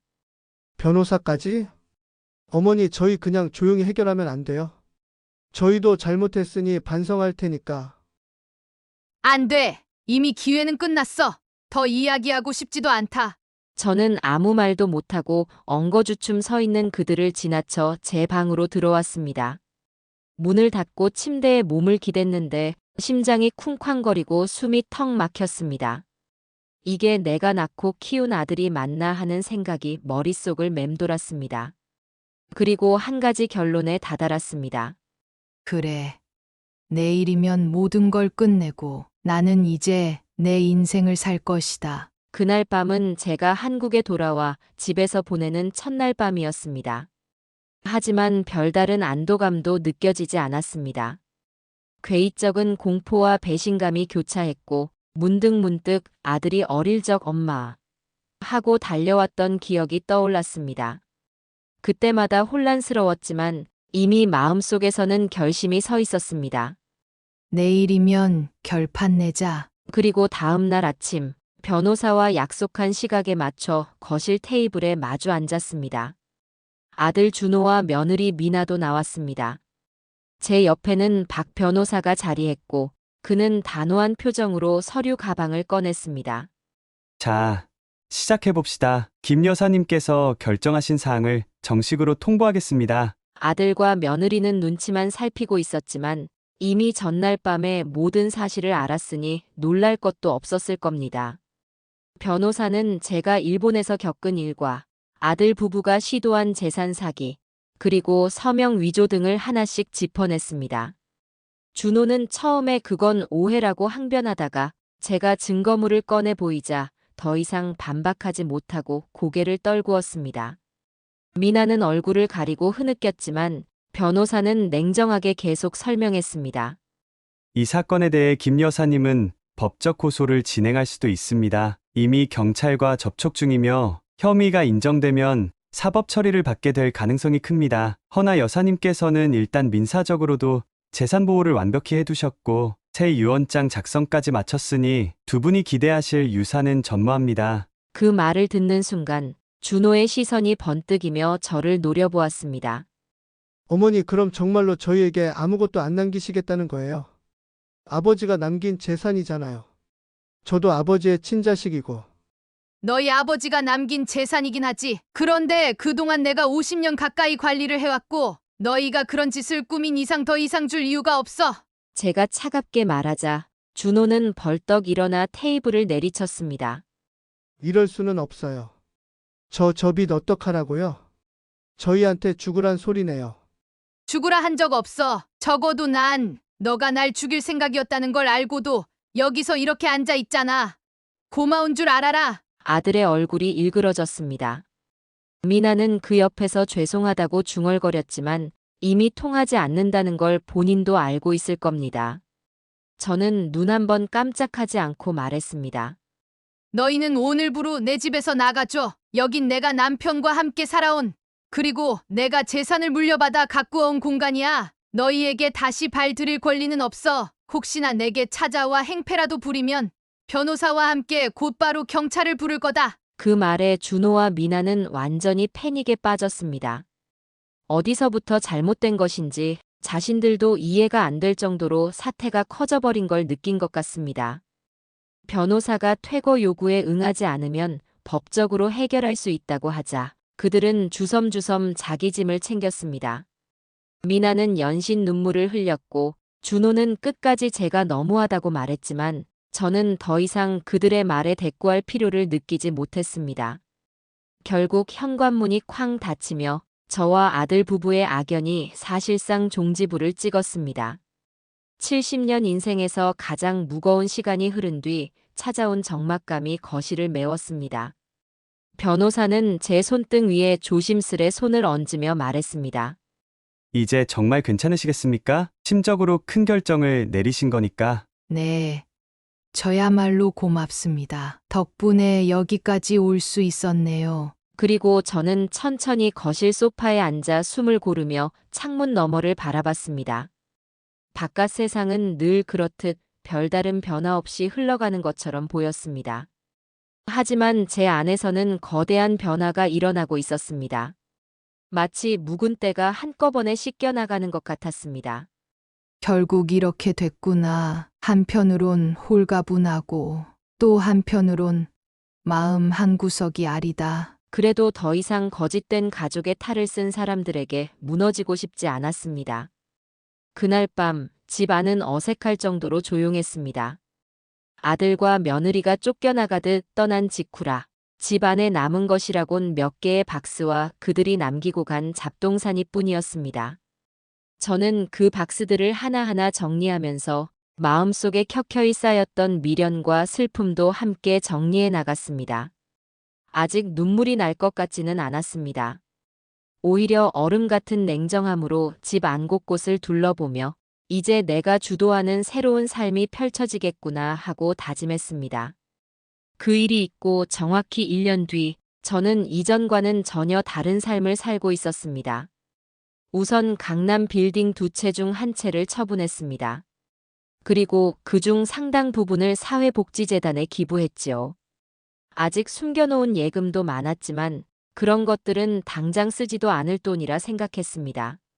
제가 제일 먼저 자금을 투입한 곳은 노인복지센터였는데 특히 자녀에게 버려지거나 소외된 어르신들이 편안하게 쉴 수 있는 시설을 준비했습니다. 언론에서 간간히 강남 빌딩 부자 할머니, 사회 환원 같은 기사가 떴지만 저는 굳이 세간의 주목을 끌고 싶지 않아 조용히 진행했습니다. 그저 제가 힘든 시절을 겪고 또 다른 이들이 같은 아픔을 당하지 않았으면 하는 마음이었지요. 복지센터에 출근하는 날이면 쓸쓸한 얼굴을 한 어르신들을 맞이하면서 제 지난 시간이 스쳐가곤 했습니다. 아들 며느리가 집에서 나가라고 해서 갈 곳이 없어요. 재산 문제로 다투다가 결국 혼자 되었습니다. 이런 사연을 가진 분들을 볼 때마다 저는 남일 같지 않았습니다. 그래서 그런 분들과 마주 앉아 이야기를 나누고 센터의 다른 분들과 함께 차 한 잔을 마시곤 했습니다. 센터를 운영하는 건 생각보다 쉽지 않았지만 그 덕분에 저는 정신적으로 큰 위안을 얻게 되었습니다. 물론 아들 부부가 완전히 제 삶에서 사라진 것은 아니었습니다. 처음에는 준호와 미나가 계속 전화를 했습니다. 사과를 반복하거나 어느 날은 다시 큰 소리를 치며 화를 냈지요. 어머니 이게 말이 됩니까? 그러나 저는 이미 변호사를 통해 연락하는 방법 외에는 전부 차단했습니다. 실제로 그들이 경찰 조사를 받을 수도 있었지만 저는 민형사 소송을 본격적으로 진행하기보다는 영영 내 재산에 손대지 못하게 하겠다는 조치에만 집중했습니다. 왜냐하면 법정 싸움으로 이어지면 시간과 감정이 더 소모될 테니까요. 한편으로는 저는 얼마나 빚이 많으면 부모를 버리려고까지 했을까 싶어서 인적이 드문 시간에 몰래 준호의 빚 일부를 대신 갚아줄까 하는 생각도 잠시 했습니다. 그러나 변호사가 그러지 말라고 말렸습니다. 여사님, 그건 오히려 준호 씨나 미나 씨에게 아직도 노리면 뭔가 더 나오겠다는 신호를 줄 수 있습니다. 오히려 다시 여사님께 더 큰 타격을 줄 수 있어요. 맞는 말이었습니다. 이미 저는 크게 배신당했는데 또다시 용서를 베풀어주면 어떤 결과를 낳을지 장담할 수 없었습니다. 그래서 결국 마음을 단호히 먹고 그들로부터 완전히 등을 돌렸습니다. 시간이 지나면서 아들과 며느리의 연락 시도도 점차 뜸해졌습니다. 그들에게는 더 이상 제 재산에 접근할 방법이 없으니 다른 길을 찾았으리라 짐작했습니다. 그렇다고 해서 전혀 빈틈이 없었던 것은 아닙니다. 어떤 날은 복지센터 앞에서 저를 기다리던 준호가 이야기를 하자며 붙잡기도 했습니다. 그러나 저는 변호사를 통해 연락하라며 뿌리쳤고 곧바로 경찰에 신고하겠다고 했습니다. 준호는 씁쓸한 표정으로 돌아갔습니다. 그 모습을 보는데 가슴이 조금 시리긴 했습니다. 그래도 저는 후회하지 않았습니다. 그 시린 감정을 이겨내야만 제가 더 이상 휘둘리지 않을 테니까요. 그리고 나중에 알게 된 사실인데 아들 내외는 사람 하나 드나들지 않는 깊은 산골의 폐가에서 지내고 있다고 하더라고요. 처음 그 이야기를 들었을 땐 정말 귀를 의심했지요. 서울 한복판에서 편한 생활을 하던 사람들이, 그것도 젊은 부부가 왜 그런 황량한 곳으로 들어갔는지 이해할 수 없었거든요. 요즘 세상에 산속 폐가라뇨. 등골이 오싹할 만큼 낯설고 뭔가 꺼림칙한 기분이 들었습니다. 그곳은 이름조차 낯선 오지 중의 오지였어요. 주민등록상으로는 인근 군에 속한다지만 읍내까지 내려오려면 차로도 한참을 타야 하고 심지어 마지막 2km는 비포장 흙길을 걸어야 한다더군요. 전기는 낡은 태양광 판넬로만 겨우 버티고 있었고 물은 지하에서 펌프로 길어 써야 했다고 합니다.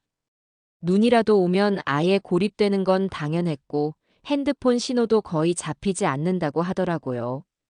사람이 돈이 없으면 일을 열심히 하던가 하지 그런 곳에 들어가는 건 일반적인 선택은 아니잖아요. 주민 몇몇이 우연히 산길에서 그 집 쪽으로 가는 며느리를 본 적이 있었대요. 머리에 수건을 둘둘 감고 얼굴은 마스크와 모자로 꽁꽁 가리고 등에는 큰 가방을 맨 채였다고 해요. 아는 체라도 하려 했지만 힐끗 쳐다만 보고는 말없이 사라졌다고 하더군요. 심지어 아이들한테도 말을 안 섞는다고 해서 마을에서는 산속 귀신이니 뭐니 헛소문도 돌고 있었답니다.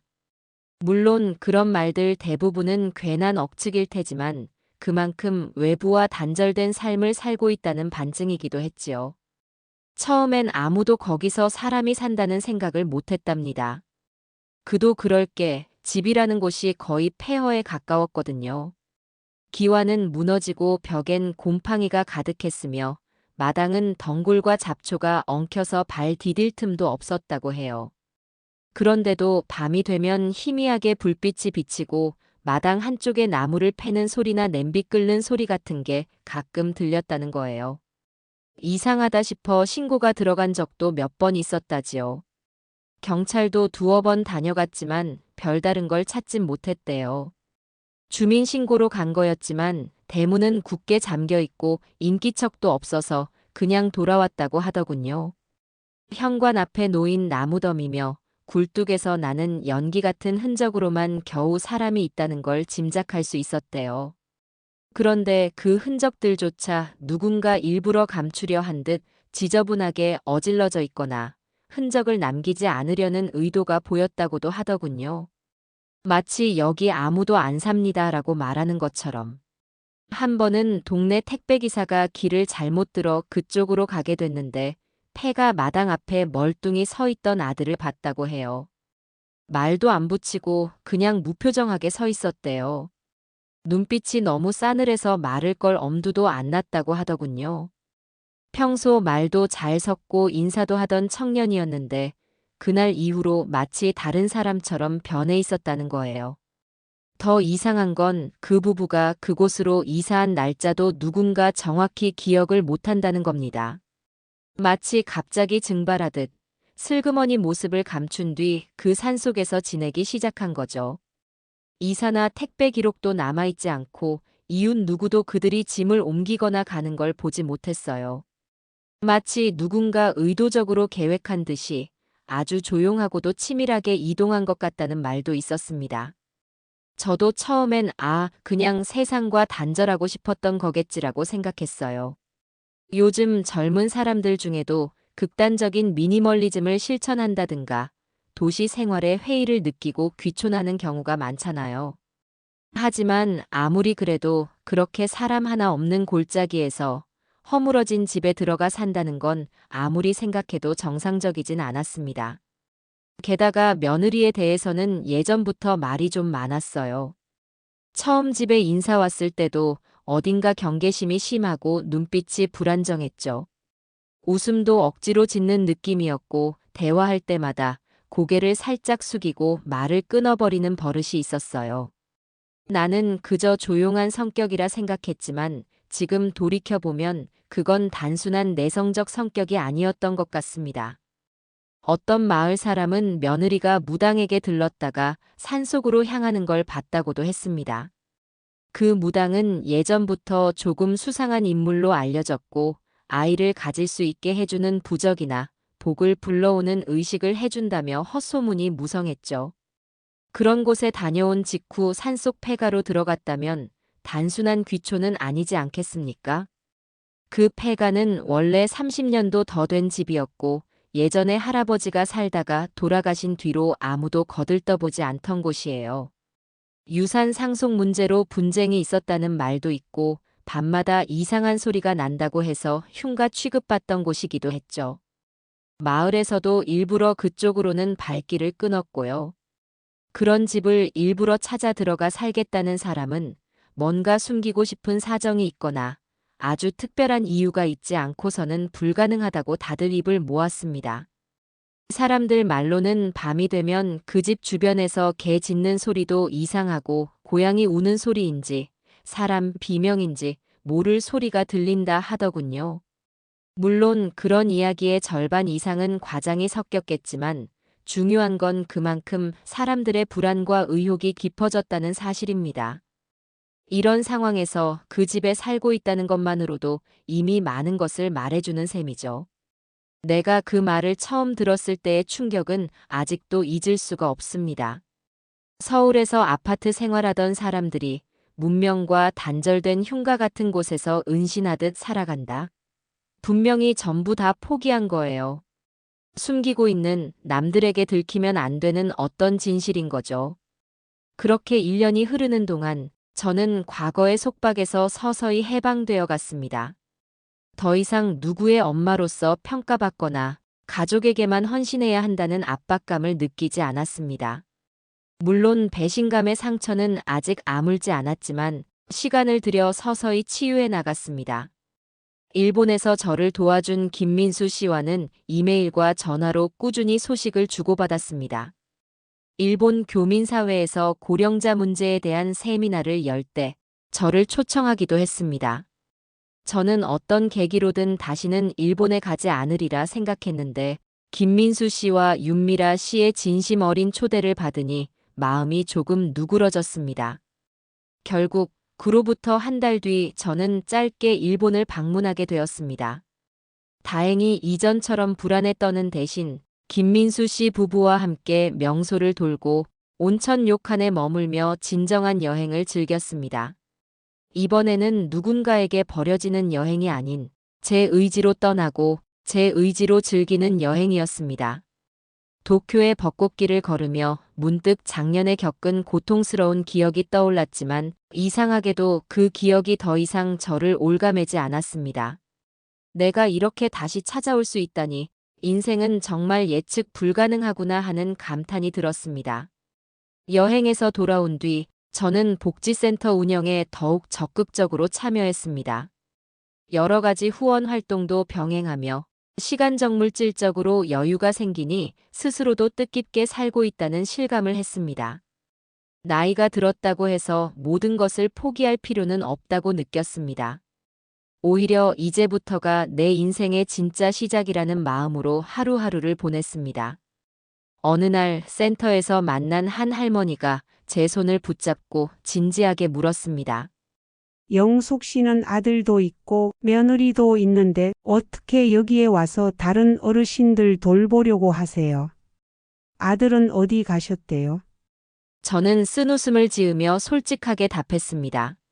저도 아들이 있었는데 지금은 연을 끊은 상태예요. 여러 가지 사정이 있어서요. 그러다 보니 다른 분들 이야기 들어주고 같이 웃고 떠들면서 제게도 위로가 되더라고요. 그분은 깜짝 놀란 표정으로 제 손을 꼭 쥐었습니다. 그래도 이렇게 열심히 봉사하는 걸 보면 정말 대단해요. 저는 자기 자식한테 속고 나서 우울증도 심했는데 영숙 씨 보니까 희망이 생기네요. 저는 웃으며 고개를 끄덕였습니다. 저도 한때는 많이 힘들었어요. 하지만 깨달았어요. 결코 자식에게만 기대어 살 수 없는 시기가 오더라고요. 결국 나를 지켜주는 사람은 나 자신뿐이구나 하고요. 그날 밤 집으로 돌아와 거실에 앉아 조용히 생각에 잠겼습니다. 제게는 아직 과거의 상처가 완전히 사라지지 않았습니다. 어느 날은 밤중에 문득 엄마하고 아들 준호가 어린 시절 부르던 목소리가 떠올라 가슴이 미어지기도 했습니다. 그러나 이제는 쉽게 우울에 빠지지 않았습니다. 저는 제가 할 수 있는 길을 찾아 남은 시간을 알차게 쓰고 있기 때문입니다.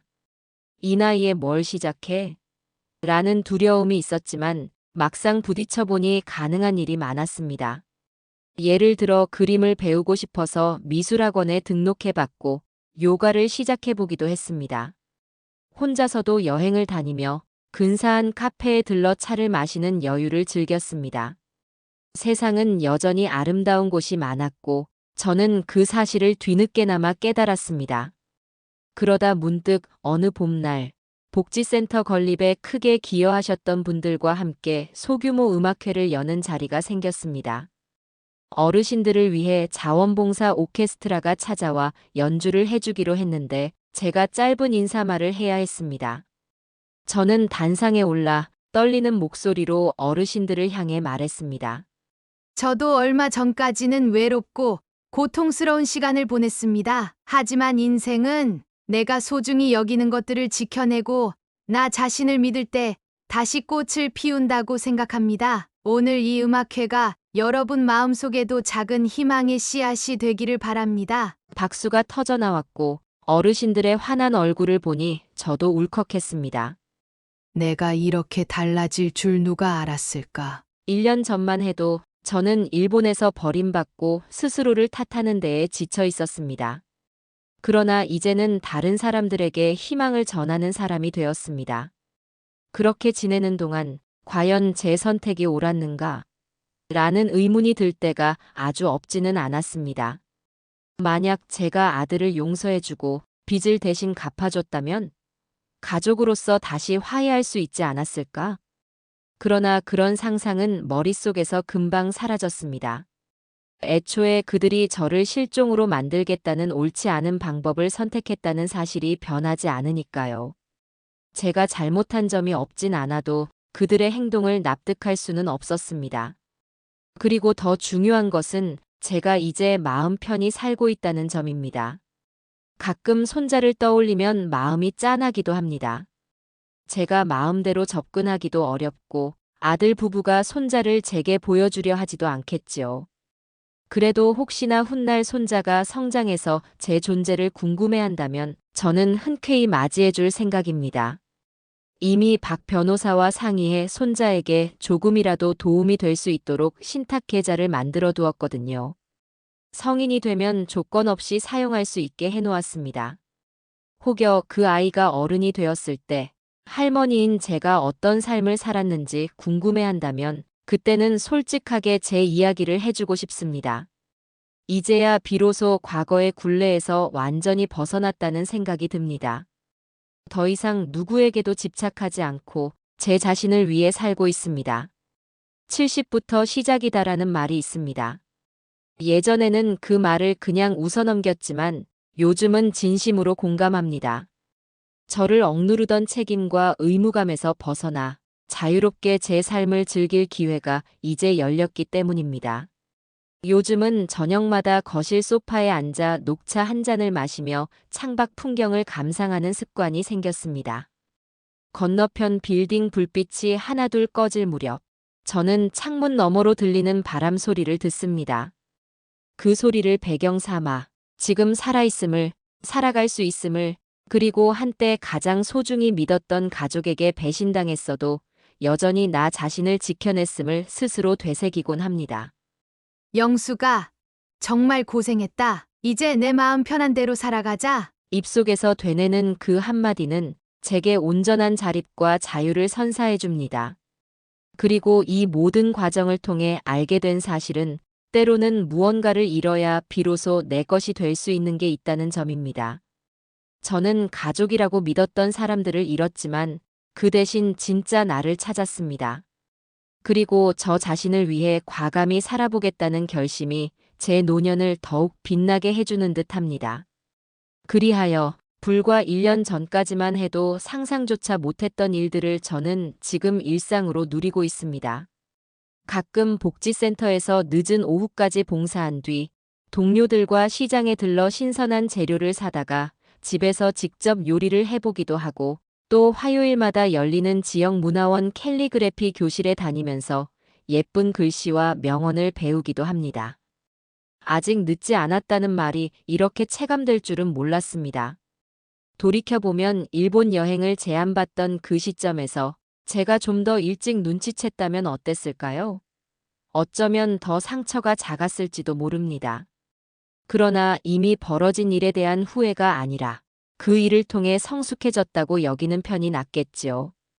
아들을 5년, 10년 뒤에 다시 보게 될 날이 올 수도 있습니다. 그러나 그땐 제가 예전처럼 어쩔 수 없이 참는 모습이 아닐 것입니다. 제가 저를 지켜낼 힘을 기른 뒤에 필요한 만큼의 거리와 울타리를 치고 그를 마주하게 될 겁니다. 오늘도 저는 집을 나서며 문득 창문에 비친 제 모습을 살폈습니다. 예전보다 주름살이 늘었고 머리칼은 더 하얗게 샜지만 눈빛만큼은 한결 단단해졌습니다. 그 사실이 어쩐지 기쁘고 든든했습니다. 그리고 마음속 깊이 깨닫습니다. 비록 가족이 배신했어도 내 삶은 끝나지 않는다. 오히려 내가 살아갈 이유가 더 명확해졌을 뿐이다. 이제 저는 당당히 선언합니다. 제 인생의 주인공은 바로 저라고요. 누구에게도 그 자리를 양보할 생각이 없습니다. 그리고 그렇게 선택한 길이 저를 진정한 행복으로 인도할 거라 믿습니다.